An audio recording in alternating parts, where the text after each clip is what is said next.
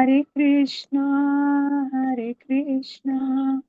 कृष्ण कृष्ण हरे हरे हरे राम राम राम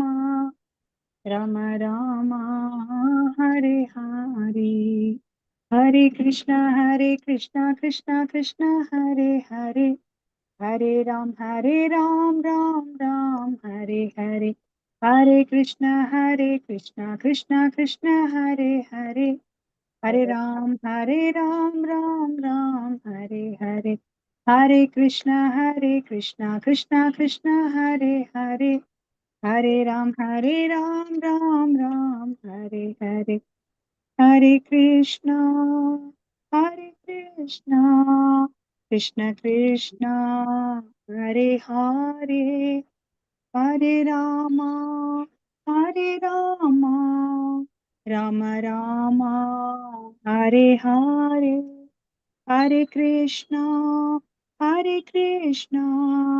कृष्ण कृष्ण हरे हरे हरे राम राम राम हरे हरे हरे कृष्ण कृष्ण कृष्ण हरे हरे हरे राम राम राम हरे हरे ಹರೇ ಕೃಷ್ಣ ಮಾತಾಜಿ ಪ್ರಭುಗಳು ಎಲ್ಲರಿಗೂ ಈ ಕಾರ್ಯಕ್ರಮಕ್ಕೆ ಸ್ವಾಗತವನ್ನ ಕೊಡ್ತಾ ಇದ್ದೀನಿ. ಇವತ್ತಿನ ತರಗತಿಯನ್ನ ಶುರು ಮಾಡ್ತಾ ಇದ್ದೀನಿ. ಓಂ ನಮೋ ಭಗವತ್ ಹರೇ ಕೃಷ್ಣ. ಓಂ ನಮೋ ಭಗವತೆ ವಾಸುದೇವಾಯ ಓಂ ನಮೋ ಭಗವತೆ ವಾಸುದೇವಾಯ ಓಂ ನಮೋ ಭಗವತೆ ವಾಸುದೇವಾಯ. ಇಸ್ಕಾನ್ ಮಂಗಳೂರು ಶ್ರೀ ಶ್ರೀ ರಾಧಾ ಗೋವಿಂದ ದೇವಸ್ಥಾನದ ವತಿಯಿಂದ ನಡೆಸಿಕೊಡುತ್ತಿರುವ 3ನೇ ಹಂತದ ತರಗತಿಗೆ ನಿಮ್ಮೆಲ್ಲರಿಗೂ ಸ್ವಾಗತವನ್ನ ಕೋರುತ್ತಾ ಇದ್ದೇನೆ. ಶ್ರೀ ಶ್ರೀ ರಾಧಾ ಗೋವಿಂದ ಅವರ ಚರಣಾರವಿಂದಗಳಲ್ಲಿ ನನ್ನ ನಮಸ್ಕಾರಗಳನ್ನು ಸಲ್ಲಿಸುತ್ತಾ ಈ ಕೃಷ್ಣ ಪ್ರಜ್ಞೆಯನ್ನು ಪ್ರಪಂಚದಾದ್ಯಂತ ಹರಡಿರುವ ಇಸ್ಕಾನ್ ಸಂಸ್ಥೆಯ ಸಂಸ್ಥಾಪಕ ಆಚಾರ್ಯರಾದ ಎಸಿ ಭಕ್ತಿ ವೇದಾಂತ ಸ್ವಾಮಿ ಶ್ರೀಲ ಪ್ರಭುಪಾದ ಅವರಿಗೂ ನನ್ನ ನಮನಗಳನ್ನು ಸಲ್ಲಿಸುತ್ತಾ ಈ ದೇವಸ್ಥಾನದ ಮುಖ್ಯಸ್ಥರು, ಈ ಕಾರ್ಯಕ್ರಮದ ಕಾರ್ಯಕರ್ತರುಗಳು ಮತ್ತು ನನ್ನ ಗುರುಗಳಾದ ಪೂಜೆ ನಾಮೇಶ್ವರ ಪ್ರಭುಜಿಯವರಿಗೂ ನನ್ನ ನಮಸ್ಕಾರಗಳನ್ನು ಸಲ್ಲಿಸುತ್ತಾ ಗುರು ಪ್ರಣಾಮದೊಂದಿಗೆ ಇವತ್ತಿನ ತರಗತಿಯನ್ನು ಶುರು ಮಾಡುತ್ತಾ ಇದ್ದೇನೆ. ಓಂ ಅಜ್ಞಾನತಿಮಿರಾಂಧಸ್ಯ ಜ್ಞಾನಾಂಜನಶಲಾಕಯ ಚಕ್ಷುರುನ್ಮೀಲಿತಂ ಯೇನ ತಸ್ಮೈ ಶ್ರೀ ಗುರವೇ ನಮಃ. ವಂದೇಹಂ ಶ್ರೀ ಗುರೋಃ ಶ್ರೀಯುತಪದಕಮಲಂ ಶ್ರೀಯುತಂ ವೈಷ್ಣವಾಂಶ್ಚ. ಮತ್ತೆ ಯಾರಾದ್ರೂ ಹೇಳಿ, ನನಗೆ ಓಡ್ಕೊಂಡು ಮುಂದೆ ಹೇಳಕ್ಕೆ ಬರ್ತಾ ಇಲ್ಲ. ಹರೇ ಕೃಷ್ಣ. ಹೇಳ ಮಾತಾಜಿ. ಹೇಳಿ ಮಾತಾಜಿ, ಸ್ಟಾರ್ಟ್ ಮಾಡಿ ಮಾತಾಜಿ, ನಾನು ನಂಗೆ ಕಂಟಿನ್ಯೂ ಮಾಡ್ಕೊಂಡು ಹೋಗ್ತೇನೆ. ಓಂ ಅಜ್ಞಾನತಿಮಿರಾಂಧಸ್ಯ ಜ್ಞಾನಾಂಜನಶಲಾಕಯ ಚಕ್ಷುರುನ್ಮಿಲಿತಂ ಯೇನ ತಸ್ಮೈ ಶ್ರೀ ಗುರವೇ ನಮಃ. ಶ್ರೀ ಚೈತನ್ಯಮನೋಭೀಷ್ಟಂ ಸ್ಥಾಪಿತಂ ಯೇನ ಭೂತಲೆ ಸ್ವಯಂ ರೂಪಂ ಸದಾ ಮಹ್ಯಂ ದದಾತಿ ಸ್ವಪದಾಂತಿಕಂ. ವಂದೇಹಂ ಶ್ರೀ ಗುರು ಶ್ರೀ ಗುರುನ್ ವೈಷ್ಣವಾಂಶ ಶ್ರೀರೂಪಂ ಸಾಗ್ರಜಾತಂ ಸಹಗಣ ರಘುನಾಥಾನ್ವಿತಂ ತಂ ಸಜೀವಂ ಸಾದ್ವೈತಂ ಸಾವಧೂತಂ ಪರಿಜನ ಸಹಿತಂ ಕೃಷ್ಣ ಚೈತನ್ಯ ದೇವಂ ಶ್ರೀ ರಾಧಾ ಕೃಷ್ಣ ಪಾದಾನ್ ಸಹಗಣ ಲಲಿತಾ ಶ್ರೀ ವಿಶಾಖಾನ್ವಿತಂ ಹೇ ಕೃಷ್ಣ ಕರುಣಾ ಸಿಂಧೋ ದೀನಬಂಧೋ ಜಗತ್ಪತೆ ಗೋಪೇಶ ಗೋಪಿಕಾ ಕಾಂತ ರಾಧಾ ಕಾಂತ ನಮೋಸ್ತುತೆ. ತಪ್ತ ಕಾಂಚನ ಗೌರಾಂಗಿ ರಾಧೆ ವೃಂದಾವನೇಶ್ವರಿ ವೃಷಭಾನುಸುತೆ ದೇವಿ ಪ್ರಣಮಾಮಿ ಪ್ರಣಮಾಮಿ. ವಾಂಛಾಕಲ್ಪತರುಭ್ಯಶ್ಚ ಕೃಪಾ ಸಿಂಧುಭ್ಯೈವ ಚ ಪತಿತಾನಾಂ ಪಾವನೇಭ್ಯೋ ವೈಷ್ಣವೇಭ್ಯೋ ನಮೋ ನಮಃ. ನಮೋ ಓಂ ವಿಷ್ಣುಪದಾಯ ಕೃಷ್ಣ ಪೃಷ್ಠಾಯ ಭೂತಲೆ ಶ್ರೀಮತೆ ಭಕ್ತಿ ವೇದಾಂತ ಇತಿ ನಾಮಿನೇ. ನಮಸ್ತೆ ಸರಸ್ವತಿ ದೇವೆ ಗೌರವಾಣಿ ಪ್ರಚಾರಿಣೆ ನಿರ್ವಿಶೇಷ ಶೂನ್ಯವಾದಿ ಪಾಶ್ಚಾತ್ಯ ದೇಶತಾರಿಣೆ. ಜಯ ಶ್ರೀ ಕೃಷ್ಣ ಚೈತನ್ಯ ಪ್ರಭು ನಿತ್ಯಾನಂದ ಶ್ರೀ ಶ್ರೀ ಅದ್ವೈತ ಗದಾಧರ ಶ್ರೀವಾಸಾದಿ ಗೌರ ಭಕ್ತವೃಂದ. ಹರೇ ಕೃಷ್ಣ ಕೃಷ್ಣ ಕೃಷ್ಣ ಕೃಷ್ಣ ಹರೆ ಹರೆ ಹರೆ ರಾಮ ಹರೆ ರಾಮ ರಾಮ ರಾಮ ಹರೆ ಹರೆ ಹರೆ ಹರೆ ಹರೇ ಕೃಷ್ಣ ಕೃಷ್ಣ ಕೃಷ್ಣ ಕೃಷ್ಣ ಕೃಷ್ಣ ಹರೆ ಕೃಷ್ಣ ಹರೆ ಹರೆ ಹರೆ ಹರೇ ರಾಮ ಹರೆ ರಾಮ ರಾಮ ರಾಮ ರಾಮ ರಾಮ ಹರೆ ಹರೆ ಹರೆ ಹರೆ ಕೃಷ್ಣ ಕೃಷ್ಣ ಕೃಷ್ಣ ಹರೆ ಕೃಷ್ಣ ಕೃಷ್ಣ ಕೃಷ್ಣ ಕೃಷ್ಣ ಹರೆ ಕೃಷ್ಣ ಹರೆ ಹರೆ ಹರೆ ಹರೇ ರಾಮ ಹರೆ ರಾಮ ಹರೇ ಹರೆ ರಾಮ ರಾಮ ರಾಮ ರಾಮ ರಾಮ ಹರೆ ಹರೇ ಹರೇ. ಹರೇ ಕೃಷ್ಣ. ಧನ್ಯವಾದ ಮಾತಾಜಿ. ಹರೇ ಧನ್ಯವಾದಗಳು ಮಾತಾಜಿ.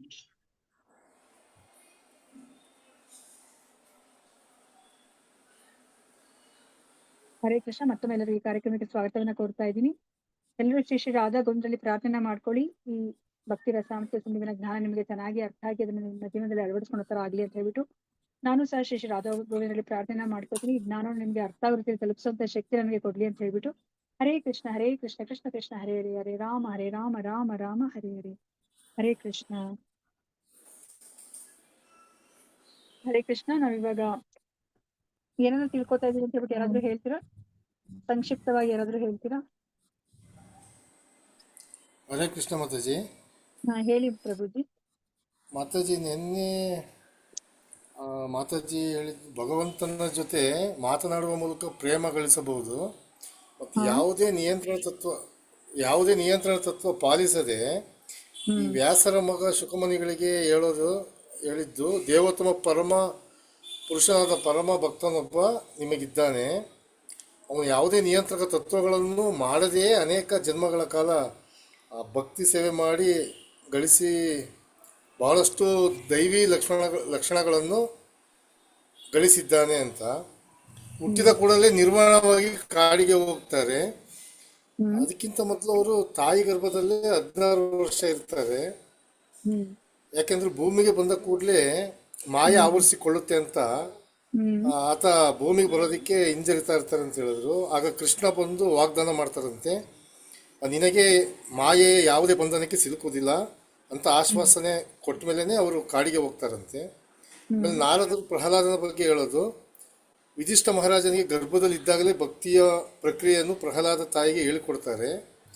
ಆದರೆ ಅದರ ಲಾಭವನ್ನು ತಾಯಿಗಿಂತ ಮಗನೇ ಪಡೆದುಕೊಳ್ತಾರೆ ಅಂತ. ಆ ಮೂಲಕ ಸಹಜ ಕ್ರಿಯೆಯಲ್ಲಿ ಕೃಷ್ಣನ ಬಗ್ಗೆ ತಿಳಿದುಕೊಳ್ತಾರಂತೆ. ಆದ್ದರಿಂದ ಪರಿಪೂರ್ಣ ಪಡೆದುಕೊಳ್ತಾರೆ. ಸ್ಕಂದ ಪುರಾಣದಲ್ಲಿ ಇನ್ನೊಂದು ವಿಷಯ ಹೇಳ್ತಾರೆ ಅಂದರೆ, ಪರ್ವತ ಮುನಿ ನಾರದರನ್ನು ಹೇಳ್ತಿರೋದು, ಮೈಗಾರಿ ಕಾಡಿನ ಪ್ರಾಣಿಗಳನ್ನು ಮೃಗಾರಿ ಕಾಡಿನ ಪ್ರಾಣಿಗಳನ್ನು ಅರೆಜೀವ ಮಾಡಿ ಒದ್ದಾಡುವುದನ್ನು ನೋಡಿ ಖುಷಿ ಪಡ್ತಾ ಇರ್ತಾನಂತೆ. ಅಂಥ ಕ್ರೂರ ವ್ಯಕ್ತಿಯನ್ನು ನಾರದರ ಸಹಾಯದಿಂದ ಅವನನ್ನು ಶುದ್ಧ ಭಕ್ತನಾಗಿ ಮಾಡ್ತಾರೆ ಅಂತ ನಿನ್ನೆ ಸ್ವಲ್ಪ ಕೇಳಿದ್ವಿ ಮಾತಾಜಿ. ಹರೇ ಕೃಷ್ಣ ಮಾತಾಜಿ. ಹರೇ ಕೃಷ್ಣ ಪ್ರಭುಜಿ. ಧನ್ಯವಾದಗಳು. ಮತ್ತಾರಾದ್ರೂ ಹೇಳ್ತೀರಾ?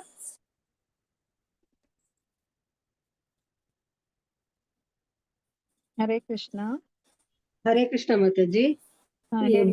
ಭಕ್ತಿಗಳಲ್ಲಿ ಸಾಧನ ಭಕ್ತಿ, ಭಾವ ಭಕ್ತಿ, ಪ್ರೇಮ ಭಕ್ತಿ 3 ತರ ಇದೆ ಮಾತಾಜಿ. ಸಾಧನ ಭಕ್ತಿಯಲ್ಲಿ ವೈದಿ ಸಾಧನ ಭಕ್ತಿ, ರಾಗಾನುಗ ಭಕ್ತಿ ಇದೆ.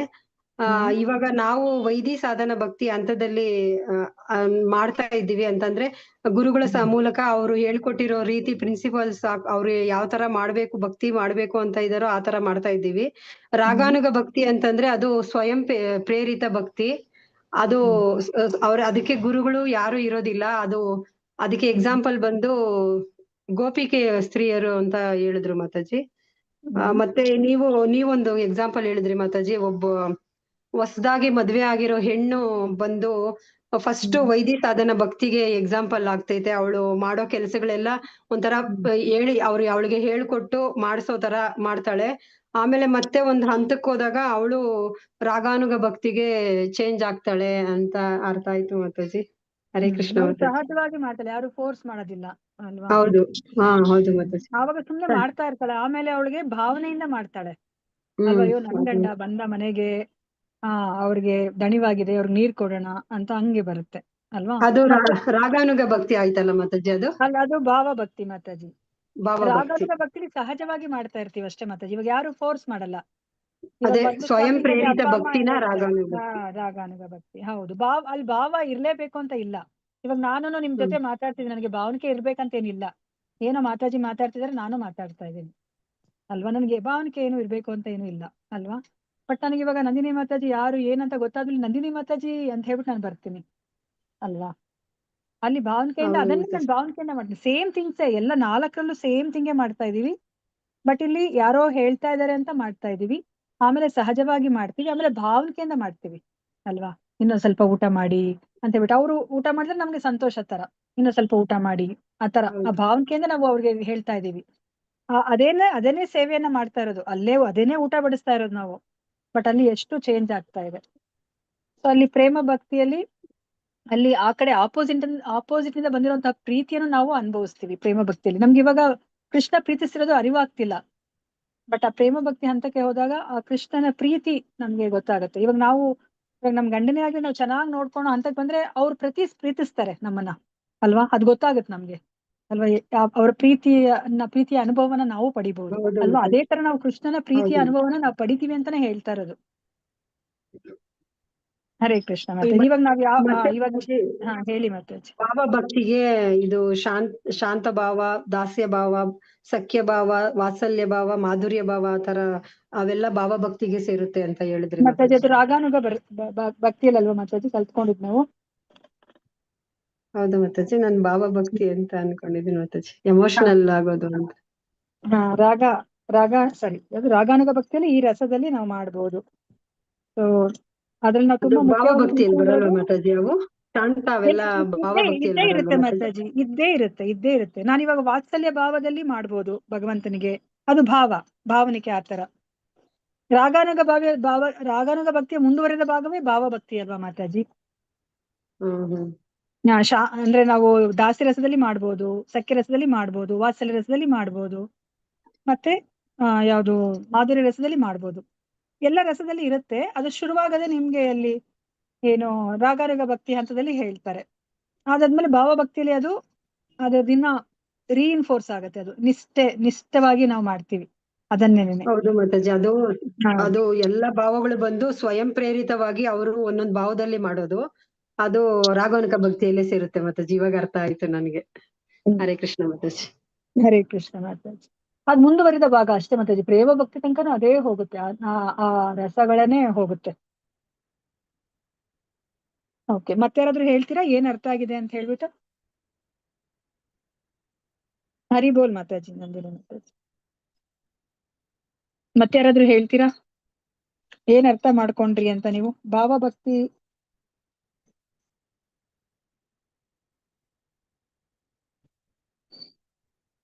ಹರೇ ಕೃಷ್ಣ. ಭಾವ ಭಕ್ತಿಯಲ್ಲಿ ಇನ್ನೇನಾಗುತ್ತೆ? ಒಬ್ಬ ವ್ಯಕ್ತಿ ಏನನ್ನ ಪ್ರಕಟಗೊಳಿಸ್ತಾನೆ, ಅವನು ಆ ಭಾವನೆಗಳು ಹೇಗ್ ಗೊತ್ತಾಗುತ್ತೆ ನಮ್ಗೆ? ಇವಾಗ ನಿಮ್ ಕಂಡ್ರೆ ತುಂಬಾ ಇಷ್ಟ ಅಂತ ಹೆಂಗ್ ಗೊತ್ತಾಗುತ್ತೆ? ನಾನು ನಿಮ್ಮನ್ನ ಮಾತಾಡಿಸ್ತೀನಿ, ಇನ್ನೊಬ್ರು ಮಾತಾಡಿಸ್ತಾರೆ, ನಿಮ್ಮ ಅಮ್ಮ ಮಾತಾಡಿಸ್ತಾರೆ ಅಲ್ವಾ. ಎಷ್ಟೊಂದ್ ದಿವಸ ಆದ್ಮೇಲೆ ನೀವೇನಾದ್ರೂ ನಿಮ್ಮ ಅಮ್ಮನನ್ನ ಮೀಟ್ ಮಾಡಿದ್ರೆ ನಿಮ್ಮ ಅಮ್ಮ ಹೆಂಗ್ ಮಾತಾಡಿಸ್ತಾರೆ, ನಾನ್ ಹೆಂಗ್ ಮಾತಾಡಿಸ್ತೀನಿ, ಇನ್ನೊಬ್ರು ಯಾರೋ ಹೇಗ್ ಮಾತಾಡಿಸ್ತಾರೆ ಅಲ್ವಾ. ನಾನು ಮಾತಾಡಿಸ್ತೀನಿ, ಬಟ್ ನನ್ನಲ್ಲಿ ಏನ್ ಭಾವನೆ ಇಲ್ಲ, ನನ್ಗೆ ಗೊತ್ತೇ ಇಲ್ಲ ನೀವ್ ಯಾರು ಅಂತ ಅಲ್ವಾ. ಇವಾಗಂತೂ ಇಲ್ಲಿ ಮುಖನೂ ಸಹ ನೋಡ್ತಾ ಇಲ್ಲ, ನನಗೆ ನೀವು ಮೀಟ್ ಆದ್ರೂ ನಂಗೆ ಗೊತ್ತಾಗಲ್ಲ, ಆ ಭಾವನೆಗೆ ಏನು ಬರೋದಿಲ್ಲ. ಆದ್ರೆ ನಿಮ್ಮ ಅಮ್ಮ ನಿಮ್ಮನ್ನ ನೋಡಿದ್ರೆ ಅಲ್ವಾ, ಅಯ್ಯೋ ಎಷ್ಟೊಂದ್ ದಿವಸ ಆದ್ಮೇಲೆ ಬರ್ತಿದ್ಯಲ್ಲಪ್ಪ ಅಂತ ಹೇಳ್ಬಿಟ್ಟು ನಿಮಗೆ ಅವ್ರು ಯಾವ ತರ ದೇಹದಲ್ಲಿ ಎಷ್ಟು ಬದಲಾವಣೆಗಳಿರಲ್ವಾ, ಆ ದೇಹದಲ್ಲಿ ಭಾವನೆಗೆ ಗೊತ್ತಾಗುತ್ತೆ. ಅದನ್ನೇ ನಾವು ಇಂದಿನ ಇದ್ರಲ್ಲಿ ಚರ್ಚೆ ಮಾಡಿರೋದು ಅಲ್ವಾ. ಮೈ ಪುಳಕಿತಗೊಳ್ಳುತ್ತೆ. ಅದನ್ನೇ ಚೈತನ್ಯ ಮಹಾಪ್ರಭುಗಳು ಹೇಳ್ತಾ ಇರೋದು. ನಿನ್ ಹೆಸರು ಹೇಳಿದಾಗ ನನಗಿವಾಗ ಯಾರ ಹೆಸರು ಹೇಳಿದ್ರು ನನ್ಗೆ ಏನ್ ಅನ್ನಿಸ್ತಿಲ್ಲ. ಇವಾಗ ನಿಮ್ ಹೆಸರಲ್ಲಿ ಯಾರಾದ್ರೂ ಹೆಸರು ಹೇಳಿದ್ರೆ ನನ್ಗೆ ಏನಾದ್ರು ಅನಿಸ್ತಾ ಇದ್ಯಾ? ಸುಮ್ನೆ ಕೂಗ್ತಾ ಇದೀನಿ ಸೌಮ್ಯ ಮಾತಾಜಿ ಅಂತ ಕೂಗ್ತಾ ಇದೀನಿ ಅಷ್ಟೇ. ಆದ್ರೆ ಇವಾಗ ಭಗವಂತ ಅಂದ್ರೆ ಚೈತನ್ಯ ಮಹಾಪ್ರಭುಗಳು ಏನ್ ಹೇಳ್ತಾ ಇದಾರೆ, ನನಗೆ ನಿನ್ನ ನಾಮವನ್ನ ಹೇಳಿದಾಗ ಯಾವಾಗ ನನಗೆ ನಯನಂ ಗಲದಷ್ಟು ಧಾರೆಯ ವದನಂ ಗದ್ಗದ ಹೃದಯಾಗಿರ ಅಂತ ಹೇಳ್ತಾ ಇದಾರೆ. ಕೃಷ್ಣ ಅಂದ ತಕ್ಷಣ ನಮ್ಗೆ ಅದೆಲ್ಲ ಆಗ್ಬೇಕು, ಕಣ್ಣಲ್ಲಿ ನೀರ್ ಬರ್ಬೇಕು ಅಲ್ವಾ, ನಮ್ಗೆ ಗಂಟ್ಲು ಕಟ್ಕೋಬೇಕು ಅಲ್ವಾ, ಮೈ ಪುಳಕಿತವಾಗ್ಬೇಕು. ಈ ತರ ಅಂತ ಯಾವಾಗ ಬರುತ್ತೆ ಅಂತ ಹೇಳ್ತಾ ಇದಾರೆ. ಇದು ಭಾವ ಭಕ್ತಿ. ನಾವ್ ಇವಾಗ ಸುಮ್ನೆ ಕೃಷ್ಣ ಅಂತ ಹೇಳ್ತಿದೀವಿ, ಹರೇ ಕೃಷ್ಣ ಕೃಷ್ಣ ಕೃಷ್ಣ ಹರೇ ಹರೇ ಅಂತ ಹೇಳ್ತಿದೀವಿ. ನಮ್ಗೆ ಆ ತರ ಭಾವನೆಯಿಂದ ನಾವ್ ಹೇಳ್ತಿಲ್ಲ, ನಾವು ಜಪ ಮಾಡಿದ್ರೆ ನಮ್ಗೆ ಚೆನ್ನಾಗ್ ಗೊತ್ತಾಗ್ಬಿಡತ್ತೆ ಅಲ್ವಾ. ಅಯ್ಯೋ ಯಾವಾಗ ಬೇಗ ಮುಗಿಯುತ್ತಪ್ಪ ಇಷ್ಟು ರೌಂಡ್ಸ್ ಅಂತ ಏನ್ ಅನ್ಕೊಂಡಿದೀವೋ ಅಷ್ಟು ಯಾವಾಗ ಮುಗಿಯುತ್ತಪ್ಪ ಅನ್ಕೋತಿದೀವಿ ಹೊರ್ತು ಕೃಷ್ಣ ಕೃಷ್ಣ ರಾಮ ಅಂತ ಅನ್ಕೊಂಡು ಹರೇ ಅನ್ಕೊಂಡು ನಾವೇನ್ ಹೇಳ್ತಿಲ್ಲ. ಅಂದ್ರೆ ನಾನ್ ನನ್ ಬಗ್ಗೆ ಹೇಳ್ತಾ ಇದೀನಿ, ನೀವೆಲ್ಲ ಎಷ್ಟೊಂದ್ ಜನ ಮಾಡ್ತಿರ್ಬೋದು, ನಾನ್ ಜಸ್ಟ್ ನನ್ ಜನರಲ್ ಆಗಿ ಹೇಳ್ತಾ ಇದೀನಿ, ನಂದು ಕುರಿತಾಗಿ. ಆತರ ಆ ಭಾವನೆಗೆ ಹಂತಕ್ಕೆ ನಾವು ಹೋಗ್ಬೇಕಾಗತ್ತೆ ಅಲ್ವಾ. ಸೊ ಇದೆಲ್ಲಾನು ಸಹ ದೇಹದಲ್ಲಿ ಪ್ರಕಟವಾಗೋದು, ಅದಕ್ಕೆ ಅಷ್ಟ ಸಾತ್ವಿಕ ವಿಕಾರ ಅಂತ ಹೇಳ್ತಾರೆ. ಸೊ ಆ ಭಾವ ಭಕ್ತಿ ಹಂತಕ್ಕೆ ಬಂದಾಗ ಅವನು ಒಬ್ಬೊಬ್ನೇ ಮಾತಾಡ್ಕೊತಾನೆ, ಒಬ್ಬೊಬ್ನೇ ನಗ್ತಾನೆ, ಅಳ್ತಾನೆ, ಒರಳಾಡ್ತಾನೆ, ಈ ತರ ಎಲ್ಲಾ ಚೇಂಜಸ್ ಆಗುತ್ತೆ. ಅಷ್ಟ ಸಾತ್ವಿಕ ಅಂದ್ರೆ 8 ತರದ ಚೇಂಜಸ್ ದೇಹದಲ್ಲಿ ಕಾಣಬಹುದು ಅಂತ ಹೇಳ್ಬಿಟ್ಟು ಹೇಳ್ತಾರೆ, ಅಷ್ಟ ಸಾತ್ವಿಕ ವಿಕಾರ. ಇದನ್ನ ಸುಮ್ನೆ ಪ್ರದರ್ಶನ ಮಾಡ್ಬೋದು. ಇವಾಗ ಎಷ್ಟೊಂದ್ ಜನ ಅವರು ಗೌರವವನ್ನ ಪಡ್ಕೊಳ್ಲಿಕ್ಕೆ, ಓ ಮಹಾಭಕ್ತನಪ್ಪ ಇವರು ಅಂತ ಕರೆಸ್ಕೊಳ್ಲಿಕ್ಕೆ ಇದನ್ನೆಲ್ಲ ಅವನು ಪ್ರಕಟಗೊಳ್ತಾನೆ. ಆದ್ರೆ ಅದು ಸಹಜವಾದದ್ದಲ್ಲ ಅದು ಅಲ್ವಾ. ಆದ್ರೆ ಇದು ಯಾರು ಶುದ್ಧ ಭಕ್ತರು ಇರ್ತಾರೋ ಅವ್ರಿಗೆ ಸಹಜವಾಗಿ ಪ್ರಕಟವಾಗುತ್ತೆ. ಆ ಭಾವಭಕ್ತಿಯ ಹಂತಕ್ಕೆ ಹೋಗಿರೋರು, ನಾವು ಎಕ್ಸಾಂಪಲ್ ಯಾರನ್ನ ಕೊಟ್ಟಿದ್ದು ಭಾವಭಕ್ತಿಯ ಹಂತಕ್ಕೆ, ಎಲ್ಲರೂ ಭಕ್ತಿಯಲ್ಲೇ ಇದ್ದಾರೆ. ನೀವೆಲ್ಲ ಎಷ್ಟೊಂದು ಎಕ್ಸಾಂಪಲ್ ಅನ್ನ ಕೊಟ್ರಿ, ಪ್ರಹ್ಲಾದ ಮಹಾರಾಜ, ನಾರದ, ಎಲ್ಲರನ್ನೂ ಸಹ ಇದ್ದಾರೆ. ಅದ್ರ ನಾವ್ ಎಕ್ಸಾಂಪಲ್ ಅನ್ನ ಕೊಡೋದು ಭಾವಭಕ್ತಿಗೆ ಯಾರನ್ನ ಕೊಡ್ತೀವಿ, ಭಾವಭಕ್ತಿಯ ಹಂತದಲ್ಲಿ ಭರತ ಮಹಾರಾಜ ಅಲ್ವಾ. ಭರತ ಮಹಾರಾಜನ ನಾವು ಕೊಡ್ತೀವಿ. ಸೊ ಇವಾಗ ಭಾವಭಕ್ತಿಯಿಂದ ಇನ್ನೊಂದೇ ಒಂದು ಮೆಟ್ಲು ಇತ್ತು ಅಷ್ಟೇ ಅವನಿಗೆ, ಪ್ರೇಮ ಭಕ್ತಿ. ಅಂದ್ರೆ ಅವನು ಭಗವಂತನನ್ನ ಪ್ರೀತಿಸ್ತಾ ಇದ್ದಾನೆ, ಭಕ್ತಿ ಮಾಡ್ತಿದ್ದಾನೆ, ಆದ್ರೆ ಭಗವಂತ ಅವನನ್ನ ಪ್ರೀತಿಸ್ತಾ ಇರೋದನ್ನ ಅವನು ಇನ್ನ ಅಪ್ರಿಶಿಯೇಟ್ ಮಾಡಕ್ ಆಗ್ತಿಲ್ಲ ಅಲ್ವಾ. ಆ ಅಪ್ರಿಶಿಯೇಟ್ ಮಾಡೋ ಹಂತಕ್ಕೆ ಅವ್ನು ಇನ್ನೊಂದೇ ಒಂದು ಮೆಟ್ಲಿತ್ತು ಅವನಿಗೆ, ಆದ್ರೆ ಅಲ್ಲಿಂದ ಅವನು ಜಾರಿ ಬೀಳೋ ತರ ಆಯ್ತು ಅಲ್ವಾ. ಇವಾಗ ಭಾವಭಕ್ತಿಯ ಹಂತದಲ್ಲಿ ನಾವು ಹಿಂದಿನ ಚಾಪ್ಟರ್ ಅಲ್ಲಿ ಆ ಭಾವಭಕ್ತಿಯಲ್ಲಿ ಏನೆಲ್ಲ ಬದಲಾವಣೆ ಆಗುತ್ತೆ ಒಬ್ಬ ವ್ಯಕ್ತಿಯಲ್ಲಿ ದೈಹಿಕವಾಗಿ ಅಂತ ನಾವು ನೋಡಿದ್ವಿ. ಈಗ ಆ ಭಾವಭಕ್ತಿ ಇರುವಂತ ಗುಣಲಕ್ಷಣಗಳನ್ನ ನಾವು ನೋಡ್ತೀವಿ ಅಲ್ವಾ. ಗುಣಲಕ್ಷಣಗಳು ಹೇಗಿರುತ್ತೆ ಅಂತ ಹೇಳ್ಬಿಟ್ಟು ನೀವು ಒಂದೊಂದನ್ನ ನೀವು ತಿಳ್ಕೊಂಡ್ರಿ, ಇವಾಗ ಮಾತಾಜಿ ಹೇಳಿದ್ರು ಅಲ್ವಾ ನಿಮ್ಗೆ. ಸೊ ಇಲ್ಲಿ 9 ಇದೆ. ಸೊ ಅವನು ಒಂದು ಕ್ಷಣನೂ ಸಹ ವೇಸ್ಟ್ ಮಾಡೋದಿಲ್ಲ. ಅದಕ್ಕೆ ನಮ್ಗೆ ಏನ್ ಹೇಳಿದ್ದಾರೆ, ಪ್ರತಿ ಕ್ಷಣವೂ ಕೃಷ್ಣನ ನಾಮಸ್ಮರಣೆ ಮಾಡಿ, ಒಂದು ಕ್ಷಣವೂ ಕೃಷ್ಣನನ್ನ ಮರ್ತು ಇರ್ಬೇಡಿ ಅಂತ ಹೇಳಿದ್ರು. ಎರಡರ ಅರ್ಥವೂ ಒಂದೇ, ಆದ್ರೆ ಒಂದನ್ನ ಮಾಡಿ ಒಂದನ್ನ ಮಾಡ್ಬೇಡಿ ಅನ್ನೋದನ್ನ ನಮಗೆ ಅಲ್ಲಿ ಸ್ಟ್ರೆಸ್ ಮಾಡ್ತಿದ್ದಾರೆ. ನಾನು ಹೇಗೆ ಇದಕ್ಕಿಂತ ಮುಂಚೆ ಹೇಳಿದ್ನು, ನಮ್ಗೆ ರೋಗ ಬಂದಾಗ ಡಾಕ್ಟರ್ ಹತ್ರ ಹೋದಾಗ ಅವ್ರು ಏನ್ ಹೇಳ್ತಾರೆ, ನೀವ್ ಇದನ್ನ ಮಾಡಿ ಮತ್ತೆ ಈ ಪಥ್ಯವನ್ನ ನೀವು ಅನುಸರಿಸಿ, ಅಂದ್ರೆ ಇದನ್ನ ಮಾಡ್ಬೇಡಿ ಅಂತ ಹೇಳ್ಬಿಟ್ಟು ಹೇಳ್ತಾರೆ. ಅವಾಗ್ಲೇ ಅದು ಪರಿಪೂರ್ಣವಾಗಿ ರೋಗ ವಾಸಿ ಆಗೋದು. ಅದಕ್ಕೆ ನಮ್ಗೆ ಏನ್ ಹೇಳಿದ್ದಾರೆ, ನಮ್ಮ ಶಾಸ್ತ್ರದಲ್ಲಿ ಹೇಳಿರುವಂತಹ ಮೇನ್ ತತ್ವ ಏನು ಅಂದ್ರೆ, ಪ್ರತಿ ಕ್ಷಣವೂ ಕೃಷ್ಣನ ನಾಮಸ್ಮರಣೆ ಮಾಡಿ, ಒಂದು ಕ್ಷಣವೂ ಕೃಷ್ಣನ ಮರ್ತಿರ್ಬೇಡಿ ಅಲ್ವಾ. ಡೀಪ್ ಆಗಿ ಅರ್ಥ ಮಾಡ್ಕೊಂಡ್ಲೆ ಎರಡರ ಮೀನಿಂಗು ಒಂದೇ. ಆದ್ರೆ ನಮ್ಗೆ ಎರಡನ್ನೂ ಹೇಳಿದ್ದಾರೆ, ಏನನ್ನ ಮಾಡ್ಬೇಕು ಏನನ್ನ ಮಾಡ್ಬಾರ್ದು ಅಂತ. ನೀವು ಕೃಷ್ಣನನ್ನ ನೆನಪಿಸ್ಕೊಂಡಲೇ ಇರಬಾರ್ದು ಅಂದ್ರೆ ನೆನಪಿಸ್ಕೋಬೇಕು ಅಂತ ಅರ್ಥ ಅಲ್ವಾ. ಮತ್ತೆ ಸದಾ ನೆನಪಿಸ್ಕೊಳ್ಳಿ ಅಂತಂದ್ರೆ ನೀವು ಒಂದು ಕ್ಷಣ ನೆನಪಿಸ್ಕೊಂಡಲೇ ಇರ್ಕೂಡ್ದು ಅಂತ ಅರ್ಥ. ಎರಡರ ಮೀನಿಂಗು ಒಂದೇ, ಆದ್ರೆ ನಮ್ಗೆ ಏನನ್ನ ಮಾಡ್ಬೇಕು ಏನನ್ನ ಮಾಡ್ಬಾರ್ದು ಅಂತ ನಮ್ಮ ಶಾಸ್ತ್ರ ಹೇಳುತ್ತೆ ಅಲ್ವಾ. ಅಂದ್ರೆ ಅವ್ಯರ್ಥ ಕಾಲತ್ವಂ, ಒಂದು ಕ್ಷಣನೂ ವ್ಯರ್ಥ ಮಾಡಬಾರ್ದು ಅಲ್ವಾ. ಇವಾಗ ನೋಡಿ ಮೊದ್ಲೆಲ್ಲ ನಮ್ಗೆ, ಇವಾಗ ಯಾರನ್ನಾದ್ರೂ ಕಾಯ್ಬೇಕು, ಇವಾಗ ನೋಡಿ 5 ನಿಮಿಷ ಕ್ಲಾಸ್ ಸ್ಟಾರ್ಟ್ ಆಗೋದು ಲೇಟ್ ಆಯ್ತು ಅಂದ್ರೆ ನಮ್ಗೆ ತೈ ಅನಿಸ್ತಾ ಇರುತ್ತೆ, ಅಯ್ಯೋ ಟೈಮ್ ವೇಸ್ಟ್ ಆಯ್ತಲ್ಲಪ್ಪ, ಏನಪ್ಪಾ ಮಾಡ್ಬೇಕು, ನನ್ನದು ಅದ್ ಮಾಡೋಣ ಇದ್ ಮಾಡೋಣ ಅಂತ. ಈಗ ನಮ್ಗೆ ಏನೇ ಸಮಯ ಸಿಕ್ಲಿ ಹರೇ ಕೃಷ್ಣ ಮಹಾಮಂತ್ರ ಹೇಳ್ಕೊಂಡ್ಬಿಡ್ತೀವಿ ಅಲ್ವಾ. ನಮ್ಗೆ ಸಮಯ ವೇಸ್ಟ್ ಆಯ್ತು ಅಂತ ಅನ್ಸದೇ ಇಲ್ಲ. ಅವ್ಯರ್ಥ ಕಾಲತ್ವಂ. ಯಾರೇ ಭಕ್ತರು ಯಾರು ಕೃಷ್ಣ ಪ್ರಜ್ಞೆಗೆ ಬಂದಿದ್ದಾರೆ, ಈ ಭಾವ ಹಂತದಲ್ಲಿ ಬಂದಿದ್ರೆ ಅಂತೂ ಅವರೊಂದು ಕ್ಷಣನೂ ವ್ಯರ್ಥ ಮಾಡೋದಿಲ್ಲ ಅಲ್ವಾ. ಇವಾಗ ನಾವು ಟ್ರಾಫಿಕ್ ಅಲ್ಲಿ ನಾವು ವೆಹಿಕಲ್ ಓಡಿಸ್ಕೊಂಡು ಹೋಗ್ತಿರ್ತೀವಿ, ಟ್ರಾಫಿಕ್ ಅಲ್ಲಿ ಏನಾಗುತ್ತೆ, ಕಾಯ್ಲೇಬೇಕು. ನಾವ್ ಆ ರೂಲ್ಸ್ ಅನ್ನ ನಾವು ಮೀರಿ ಹೋಗ್ಲಿಕ್ಕಾಗಲ್ಲ ಅಲ್ವಾ. ನಾವು ಅವಾಗ ವೆಹಿಕಲ್ ನಿಲ್ಸಿರ್ತೀವಿ, ನಾವೇನ್ ಮಾಡ್ತೀವಿ, ಅವಾಗ ಹರೇ ಕೃಷ್ಣ ಮಹಾಮಂತ್ರ ಹೇಳ್ಕೊತೀವಿ. ನಮ್ಗೆ ಒಂದು ಕ್ಷಣ ವ್ಯರ್ಥ ಮಾಡಕ್ಕೆ ನಮ್ಗೆ ಅವಕಾಶನೇ ಇಲ್ಲ, ಯಾಕಂದ್ರೆ ನಮ್ಗೆ ಅಂತಹ ಒಂದು ಮಾರ್ಗದರ್ಶನವನ್ನ ಕೊಟ್ಟಿದ್ದಾರೆ ನಮ್ಮ ಗುರುಗಳು ಅಲ್ವಾ. ಸೊ ನಮ್ಮ ಗ್ರಂಥಗಳು ಹೇಳ್ತಿರೋದೇ ಅದು, ಪ್ರತಿ ಕ್ಷಣನೂ ನೀವು ಕೃಷ್ಣನ ನಾಮಸ್ಮರಣೆ ಮಾಡಿ ಅಂತ. ಯಾಕೆ ನಾವು ಒಂದು ಕ್ಷಣ ವೇಸ್ಟ್ ಮಾಡೋದು, ಹರೇ ಕೃಷ್ಣ ಹೇಳೋಣ ಅಲ್ವಾ. ಸೊ ಅದನ್ನ ನಮ್ಗೆ ಇಲ್ಲಿ ಹೇಳ್ತಿದ್ರೆ, ಭಾವಲಕ್ಷಣದಲ್ಲಿ ಇರೋರ್ದು ಫಸ್ಟ್ನೇದು ಏನ್ ಬರ್ತಾ ಇದೆ ಇಲ್ಲಿ, ಅವ್ಯರ್ಥ ಕಾಲತ್ವಂ ಅಲ್ಲ. ಪ್ರತಿ ಕ್ಷಣನೂ ಅವನು ಕೃಷ್ಣನ ನಾಮಸ್ಮರಣೆಯನ್ನು ಮಾಡ್ತಾ ಇರ್ತಾನೆ, ಒಂದು ಕ್ಷಣನೂ ಅವನು ಸಮಯವನ್ನ ವೇಸ್ಟ್ ಮಾಡೋದಿಲ್ಲ ಅಲ್ವಾ. ಸಮಯವನ್ನ ವೇಸ್ಟ್ ಮಾಡಿದ್ರೆ ನಮ್ಗೆ ನಮ್ಮ ಗ್ರಂಥಗಳು ಏನ್ ಹೇಳುತ್ತೆ, ನೀವು ಕೋಟಿ ಕೊಟ್ರು ಸಹ ಆ ಕಳೆದು ಹೋದ ಒಂದು ಕ್ಷಣವನ್ನು ಸಹ ನೀವು ಮರಳಿ ಪಡೀಲಿಕ್ಕೆ ಸಾಧ್ಯ ಇಲ್ಲ. ತುಂಬಾ ಗಳಿಗೆ ಬೇಡ, ಒಂದು ಕ್ಷಣನೂ ಸಹ ನೀವು ಪಡ್ಕೊಳ್ಲಿಕ್ಕೆ ಆಗಲ್ಲ. ಅದೇ ತರನೇ ನಮ್ಗೆ ಇಲ್ಲಿ ಭೂಮಿ ಮೇಲೆ ಎಷ್ಟು ಕಾಲ ವಾಸ ಮಾಡ್ಬೇಕು ಅಂತ ಇರುತ್ತೋ, ಹಣೆಯಲ್ಲಿ ಬ್ರಹ್ಮ ಬರ್ದಿರ್ತದೋ, ಅದಕ್ಕೆ ಒಂದು ಕ್ಷಣನೂ ಸಹ ನನ್ನ ಹತ್ರ ಎಷ್ಟೇ ಹಣ ಇರ್ಲಿ, ಜನಬಲ ಇರ್ಲಿ, ನಾನು ಒಂದು ಕ್ಷಣವನ್ನು ಸಹ ಇಲ್ಲಿ ಎಕ್ಸ್ಟ್ರಾ ನಾನು ಪಡ್ಕೊಳ್ಲಿಕ್ಕೆ ಸಾಧ್ಯ ಇಲ್ಲ. ಆ ಕ್ಷಣ ಮುಗಿದ ತಕ್ಷಣನೇ ನಾನು ಗಂಟೆ ಕಟ್ಕೊಂಡು ಹೊರಡ್ತಾ ಇರ್ಬೇಕು ಅಲ್ವಾ. ಅಂದ್ರೆ ಗಂಟು ಕಟ್ಕೊಳೋದು ಏನೋ, ಗಂಟು ಕಟ್ಕೊಂಡು ಹೋಗ್ತೀವಿ ನಾವು.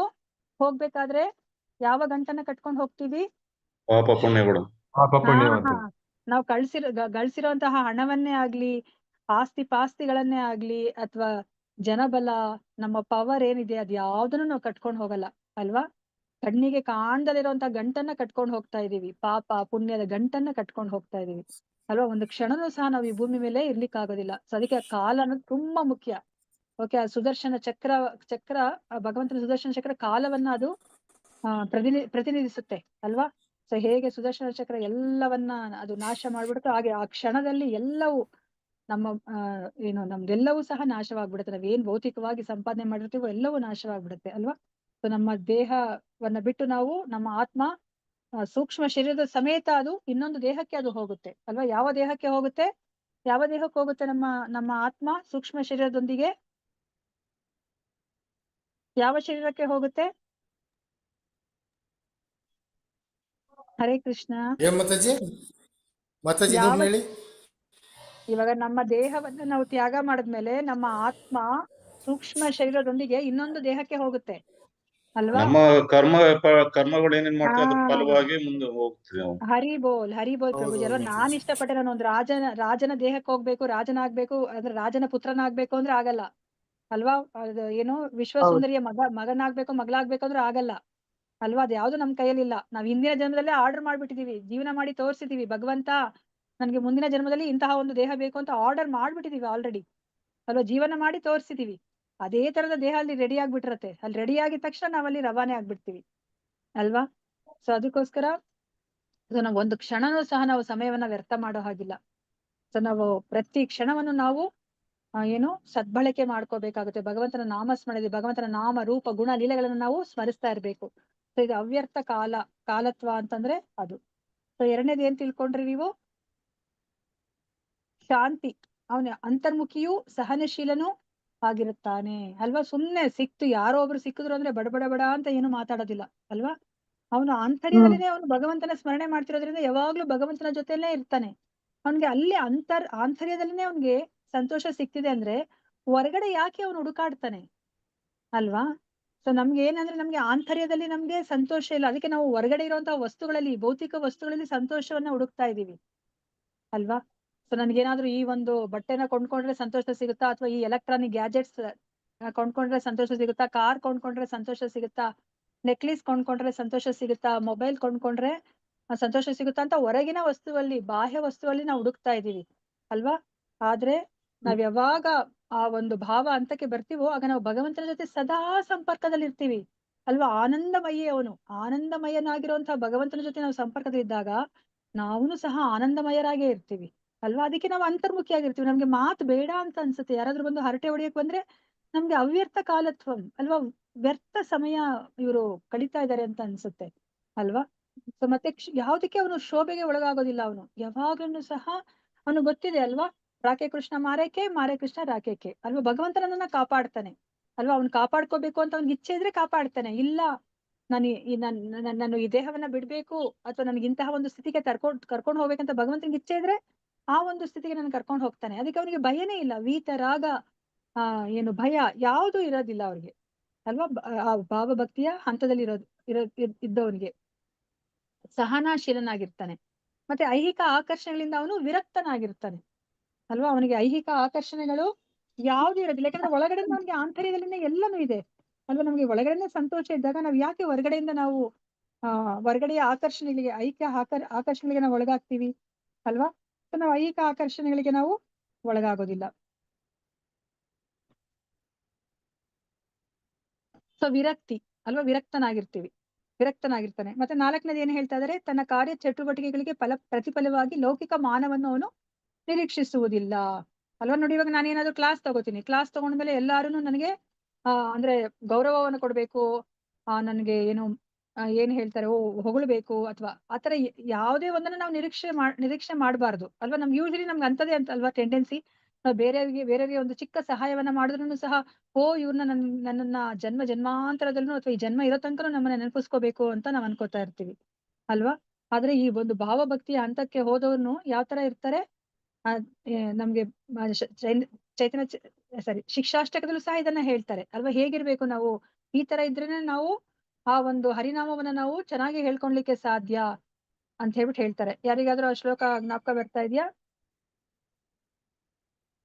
ಹರೇ ಕೃಷ್ಣ. ತೃಣಾದಪಿ ಸುನಿಚೇನ ತೃಣಾದಪಿ ಸುನಿಚೇನ ಅಮಾನೇನ ಮಾನದೇನ ಕೀರ್ತನೀಯ ಸದಾ ಹರಿ ಬೋಲ್ ಪ್ರಭುಜಿ ಅಲ್ವಾ. ನೋಡಿ ಆ ತರ ಇರ್ಬೇಕು ಇವಾಗ ಅಕಸ್ಮಾತ್ ನಾನ್ ನಿಮ್ಗೆ ಗೌರವ ಕೊಡ್ತೀನಿ, ನೀವು ನನಗೆ ಗೌರವ ಕೊಡೋದಿಲ್ಲ ಅಲ್ವಾ? ಅವಾಗ ನನಗೇನಾಗುತ್ತೆ, ಅಯ್ಯೋ ನಾನ್ ಕೊಟ್ಟೆ ಇವ್ರು ಕೊಡ್ಲಿಲ್ಲ ಅಂತ ನಾನ್ ಬೇಜಾರ್ ಮಾಡ್ಕೊಳೋ ಹಾಗಿಲ್ಲ ಅಲ್ವಾ? ಸೊ ಇವಾಗ ನೀವ್ ಅಕಸ್ಮಾತ್ ನನಗೆ ಅಗೌರವ ತೋರಿಸಿದ್ರು ಸಹ ನಾನ್ ನಿಮ್ಗೆ ಗೌರವವನ್ನ ಕೊಡ್ಬೇಕು. ಅದು ಮಾನ್ಯ ಶೂನ್ಯತ ಅಲ್ವಾ? ಯಾವುದೇ ಒಂದು ಮಾನ ಅಪಮಾನವನ್ನ ಅವರು ಸಮನಾಗಿ ಅವರು ಸ್ವೀಕರಿಸ್ತಾರೆ. ಮತ್ತೆ ಅಪಮಾನ ಮಾಡಿದವ್ರಿಗೂ ಸಹ ಅವರು ಅವರಿಗೆ ಗೌರವವನ್ನೇ ತೋರಿಸ್ತಾರೆ. ಅದು ಭಾವ ಹಂತದಲ್ಲಿರುವಂತಹ ವ್ಯಕ್ತಿ. ಯಾಕಂದ್ರೆ ಅವನು ಎಲ್ಲರಲ್ಲೂ ಸಹ ಭಗವಂತನನ್ನ ನೋಡ್ತಾನೆ ಅಲ್ವಾ? ಎಲ್ಲ ಜೀವರಾಶಿಗಳನ್ನ ಅವನು ದೇಹದಿಂದ ಗುರುತಿಸೋದಿಲ್ಲ, ಎಲ್ಲರನ್ನೂ ಆತ್ಮದಿಂದ ಗುರುತಿಸ್ತಾನೆ. ಮತ್ತೆ ತನ್ನ ಒಂದು ಕರ್ಮದ ಫಲವಾಗಿ ಈ ಒಂದು ದೇಹದಲ್ಲಿ ವಾಸ ಮಾಡ್ತಾ ಇದ್ದಾನೆ ಈ ಆತ್ಮ ಅನ್ನೋ ಒಂದು ದೃಷ್ಟಿಯಲ್ಲಿ ಅವನು ನೋಡ್ತಾನೆ ಅಲ್ವಾ? ಆತ್ಮದ ಜೊತೆ ಪರಮಾತ್ಮ ಯಾವಾಗ್ಲೂ ವಾಸ ಮಾಡ್ತಿರ್ತಾನೆ. ಸೊ ಯಾವುದೇ ಒಂದು ದೇಹವನ್ನ ನೋಡಿದಾಗ ಇದು ಭಗವಂತನ ದೇಗುಲ ಅಂತ ಹೇಳ್ಬಿಟ್ಟು ಅವನು ನೋಡ್ತಾನೆ ಅಲ್ವಾ? ಸೊ ಅದಕ್ಕೆ ಅವನು ಅವನು ತಾನು ಮಾಡಿರುವಂತ ಕಾರ್ಯಗಳಿಗೆ ಪ್ರತಿಫಲವಾಗಿ ಯಾವುದೇ ಒಂದು ಮಾನವನ್ನ ಅವನು ನಿರೀಕ್ಷಿಸೋದಿಲ್ಲ. ಸೊ ಮಾನ್ಯ ಶೂನ್ಯತ. ಮತ್ತೆ ಆರನೇದು ಅವನ ಲಕ್ಷಣ ಏನು? ಶ್ರದ್ಧಾಪೂರ್ವಕವಾಗಿ ಭಗವಂತನ ಸೇವೆ ಮಾಡುವ ಕಾತರ ಅವನಿಗಿರುತ್ತದೆ ಅಲ್ವಾ? ಇವಾಗ ನಾನು ಏನು ದೇವ್ರ ಮನೆಗೆ ಹೋಗಿ ಪೂಜೆ ಮಾಡ್ತೀನಿ ಅಲ್ವಾ? ನನಗೆ ಬೇಗ ಬೇಗ ಮಾಡ್ಬೇಕು, ಯಾಕಂದ್ರೆ ನಾನು ಹೋಗ್ಬೇಕು ನನ್ನ ಕೆಲ್ಸಕ್ಕೆ ಅಲ್ವಾ? ಮತ್ತೆ ಮಾತಾಡ್ತಾ ಇರ್ತೀನಿ, ಅಲ್ಲಿ ಸ್ಟೋವ್ ಮೇಲೆ ಹಾಲಿಟ್ಟಿದೀನಿ ಆಫ್ ಮಾಡು, ಅಥವಾ ಇನ್ನೇನೋ ಹೇಳ್ತಾ ಇರ್ತೀನಿ, ಆ ಕೆಲಸ ಮಾಡು ಈ ಕೆಲಸ ಮಾಡು ಅಂತ ಹೇಳಿ ದೇವರಿಗೆ ಊದ್ಗಡಿ ಬೆಳಗ್ತಾ ಇರ್ತೀನಿ ಅಲ್ವಾ? ಅದು ಶ್ರದ್ಧೆಯಿಂದ ಮಾಡೋದಲ್ಲ ಅಲ್ವಾ? ನಾನು ಮಾಡ್ತಾ ಇದ್ದೀನಿ ಪೂಜೆ ಅಂತ ಮಾಡೋ ತರದು. ಸೊ ಇಲ್ಲಿ ಯಾವ ತರ ಇರ್ತಾರೆ? ಭಗವಂತನ ಸೇವೆಯನ್ನ ಶ್ರದ್ಧಾಪೂರ್ವಕವಾಗಿ ಮಾಡ್ತಾರೆ. ಆ ತರ ಮಾಡ್ಬೇಕು ಅನ್ನೋ ಒಂದು ಕಾತ್ರನೂ ಸಹ ಅವನಿಗಿರ್ತಾರೆ. ನಾನು ಪೂಜೆ ಮಾಡ್ತಾ ಇದೀನ ಭಗವಂತನಿಗೆ, ನಾಮಸ್ಮರಣೆ ಮಾಡ್ತಾ ಇದೀನ, ನಾನು ಶ್ರದ್ಧಾಪೂರ್ವಕವಾಗಿ ಮಾಡ್ಬೇಕು ಅಂತ ಹೇಳ್ಬಿಟ್ಟು ಅವನಿಗೆ ಇರುತ್ತೆ. ಸೊ ಅವ್ನು ಮಾಡೋದೇ ಭಗವಂತನ ಸಂತೋಷಕ್ಕೋಸ್ಕರ, ತನ್ನ ಸಂತೋಷಕ್ಕೋಸ್ಕರ ಮಾಡೋದಿಲ್ಲ. ಭಗವಂತ ಯಾವಾಗ ಸಂತೋಷ ಪಡ್ತಾನೆ ಅಂತ ನಾವು ತಿಳ್ಕೊಂಡಿದೀವಿ, ಅವ್ನು ನಮ್ಮಿಂದ ಏನನ್ನೂ ಆಶಿಸೋದಿಲ್ಲ ಅಲ್ವಾ? ಏನನ್ನ ಆಶಿಸ್ತಾನೆ ನಮ್ಮಿಂದ ಭಗವಂತ? ನನ್ ಪೂಜೆನ ಮಾಡ್ತಾ ಇದ್ರೆ ಏನನ್ನ ಆಶಿಸ್ತಾನೆ ಭಗವಂತ? ಪ್ರೀತಿ ಮಾತಾಡಿ, ಪ್ರೀತಿಯಿಂದ ಮಾಡ್ಬೇಕು. ಪ್ರೀತಿಯನ್ನು ಅಷ್ಟೇ ಅಲ್ವಾ? ಶ್ರದ್ಧೆಯಿಂದ ಪ್ರೀತಿ ಪೂರ್ವಕವಾಗಿ ನಾವು ಮಾಡ್ತಾ ಇದೀವಿ ಅನ್ನೋದನ್ನ ಅಷ್ಟೇ ಅವನು ನಿರೀಕ್ಷಣೆ ಮಾಡ್ತಾನೆ ಅಲ್ವಾ? ಅದನ್ನೇ ಇಲ್ಲಿ ಆ ಭಾವಭಕ್ತಿಯ ಹಂತದಲ್ಲಿರುವಂತಹ ಭಕ್ತ ಕೊಡ್ತಾ ಇದ್ದಾರೆ ಅಲ್ವಾ? ಸೊ ಮತ್ತೆ ಈಗ ನೆಕ್ಸ್ಟ್ ಏನು? ಅವನು ಪ್ರಭುವಿನ ಪವಿತ್ರ ನಾಮ ಸಂಕೀರ್ತನೆಯಲ್ಲಿ ರುಚಿ ಉಳ್ಳವನಾಗಿರುತ್ತಾನೆ ಅಲ್ವಾ? ನೀವು ಇವಾಗ ನಮ್ಗೆ ಅದನ್ನೇ ಪ್ರಭುಜಿ ಹೇಳ್ತಾ ಇದ್ರು. ನೀವೆಲ್ಲಾನು ಟೆಂಪಲ್ಗೆ ಹೋಗಿರ್ಬೋದು. ಟೆಂಪಲ್ ಅಲ್ಲಿ ಹರೇ ಕೃಷ್ಣ ಮಹಾಮಂತ್ರ ಸ್ಟಾರ್ಟ್ ಮಾಡಿದ್ರೆ ಎಷ್ಟೊತ್ ಮಾಡ್ತಾರೆ ಅವರು? ಹರಿನಾಮ ಸಂಕೀರ್ತನೆ ಎಷ್ಟೊತ್ ಮಾಡ್ತಾರೆ? ಇವಾಗ ಬೆಳಿಗ್ಗೆ ಹೊತ್ತಾದ್ರೆ 2 hours ಆಗ್ತಾರೆ ಮಾತ್ರ. 7 ಗಂಟೆ ಬೆಳಿಗ್ಗೆ ಜಾವ 4 ಗಂಟೆಯಿಂದ 8 ಗಂಟೆವರೆಗೂ ಮಾಡ್ತಾರೆ. 5 ಗಂಟೆಯಿಂದ 7 ಗಂಟೆ ತನಕ. ಓಕೆ ಆಯ್ತು. ಮತ್ತೆ ಯಾವ್ದಾದ್ರು ಹಬ್ಬ ಹರಿದಿನಕ್ಕೆ ನೀವೇನಾದ್ರೂ ಟೆಂಪಲ್ಗೆ ಹೋದಾಗ ಸಂಕೀರ್ತನೆ ಸ್ಟಾರ್ಟ್ ಮಾಡ್ತಾರೆ ಅವರು. ಅವಾಗ ಎಷ್ಟೊತ್ ಮಾಡ್ತಾರೆ ಅವರು ಸಂಕೀರ್ತನೆ? ಅದು ಗೊತ್ತಿಲ್ಲ. ಒಂದ್ 2-3 ಅವರ್ ಮಾಡ್ತಾರೆ ಮತ್ತೆ. 2-3 ಅವರ್ ಮಾಡ್ತಾರೆ. ಮತ್ತೆ ನೀವು ಪ್ರಭುಪಾದರ ಬಗ್ಗೆ ಕೇಳಿದಿರಾ ಅಲ್ವಾ? ಅವರು ಅಮೆರಿಕಾಗ್ ಹೋದಾಗ ಅವರು ಪಾರ್ಕ್ ಅಲ್ಲಿ ಕುತ್ಕೊಂಡು ಅವರು ಸಂಕೀರ್ತನೆ ಮಾಡ್ತಾ ಇದ್ರು. ಎಷ್ಟು ಅವರ್ಸ್ ಮಾಡ್ತಾ ಇದ್ರು ಪ್ರಭುಪಾದರು? ಸೇಮ್ ಹರೇ ಕೃಷ್ಣ ಕೃಷ್ಣ ಕೃಷ್ಣ ಹರೇ ಹರೇ, ಹರೇ ರಾಮ ರಾಮ ರಾಮ ಹರೇ ಹರೇ ರಾಗವಾಗಿ ಹೇಳ್ತಾ ಇದ್ರು. ಅದೇ ಸಂಕೀರ್ತನೆ ಅಲ್ವಾ? ನೀವು ಕೇಳಿದಿರಲ್ಲ. ಜಪ ಅಂದ್ರೆ ನಾವು ಹರೇನಾಮ ಹೇಳೋದನ್ನ ನಮ್ಮ ಕಿವಿಗೆ ಬೀಳೋಷ್ಟು ಮಾತ್ರ ಜೋರಾಗಿ ಹೇಳ್ಕೊಳೋದನ್ನ ನಾವು ಜಪ ಅಂತ ಕರಿತೀವಿ ಅಲ್ವಾ? ಕೀರ್ತನೆ ಅಂತಂದ್ರೆ ನಾವು ಅದನ್ನೇ ಹರೇ ಕೃಷ್ಣ ಮಹಾಮಂತ್ರವನ್ನೇ ರಾಗವಾಗಿ ಹೇಳ್ಕೊಳೋದನ್ನ ಕೀರ್ತನೆ ಅಂತೀವಿ. ಸಂಕೀರ್ತನೆ ಅಂದ್ರೆ ಏನರ್ಥ? ಸಂಕೀರ್ತನೆ ಅಂದ್ರೆ ಏನು? ಎಲ್ಲರೂ ಸೇರಿ ಮಾಡೋದಕ್ಕೆ ಎಲ್ಲರೂ ಸೇರಿ ಮಾಡೋದಕ್ಕೆ ಸಂಕೀರ್ತನೆ ಅಲ್ವಾ? ಈ ಕಲಿಯುಗದಲ್ಲಿ ಹೇಳಿರೋದೇ ಸಂಕೀರ್ತನ ಯಜ್ಞ ಅಲ್ವಾ? ಈ ಕೀರ್ತನೆ ಅಥವಾ ಸಂಕೀರ್ತನೆನ ಅವ್ರು ಎಷ್ಟು ಅವರ್ಸ್ ಮಾಡ್ತಾರೆ? ಗಂಟೆ ಗಟ್ಲೆ ಮಾಡ್ತಾರೆ. ನಿಮ್ಗೆ ಆಗತ್ತಾ? ಇವಾಗ ನಾನೇನೇ ಇಲ್ಲ 5 ನಿಮಿಷ ನಾನು ಹರೇ ಕೃಷ್ಣ ಮಹಾಮಂತ್ರ ಹೇಳ್ಕೊಂಡು ಕುತ್ಕೊಳ್ಳಿ, ಪಾಠ ಮಾಡ್ದಲೆ, ಕೇಳಿಸ್ಕೊಳಕ್ ರೆಡಿ ಇದ್ದೀರಾ? ಆಗತ್ತಾ?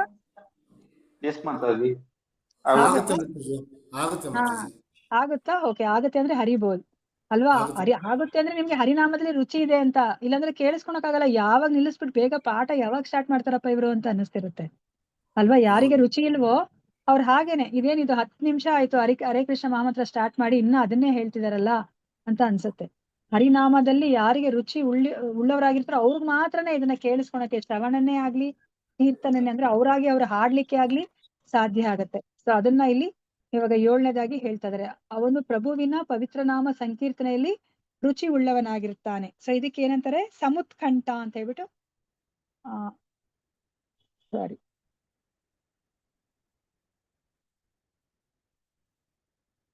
ಅದು ನಾಮಗಾನೆ ಸದಾ ರುಚಿಗೆ ಬರುತ್ತದು. ಪರಮಪ್ರಭುವಿನ ನಾಮ ಸಂಕೀರ್ತನೆಯಲ್ಲಿ ರುಚಿ ಉಳ್ಳವನಾಗಿರುತ್ತಾನೆ ಅಂತ ಹೇಳ್ಬಿಟ್ಟು. ಮತ್ತೆ ಪ್ರಭುವಿನ ಲೋಕೋತ್ತರ ಗುಣಗಳನ್ನು ವರ್ಣಿಸುವ ಆಸಕ್ತಿ ಅವನಿಗಿರುತ್ತದೆ, ಅದನ್ನ ಸಮುತ್ಕಂಠ ಅಂತ ಹೇಳ್ಬಿಟ್ಟು ಕರೀತಾರೆ. ಇಲ್ಲ, ಗುಣಾಖ್ಯಾನೆ ಆಸಕ್ತಿ ಹೊಂದಿದೆ.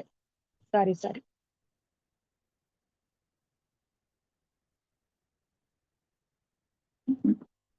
ಓಕೆ. ಸೊ ಶ್ರದ್ಧಾಪೂರ್ವಕವಾಗಿ ಭಗವಂತನ ಸೇವೆ ಮಾಡುವ ಕಾತರ ಅವನಿಗಿರುತ್ತದೆ ಅನ್ನೋದಕ್ಕೆ ಸಮುತ್ಕಂಠ. ಮತ್ತೆ ಅದಾದ್ಮೇಲೆ ಅವನು ಪ್ರಭುವಿನ ಪವಿತ್ರ ನಾಮ ಸಂಕೀರ್ತನೆಯಲ್ಲಿ ರುಚಿ ಉಳ್ಳವನಾಗಿರುತ್ತಾನೆ, ಅದಕ್ಕೆ ನಾಮಗಾನೆ ಸದಾ ರುಚಿ.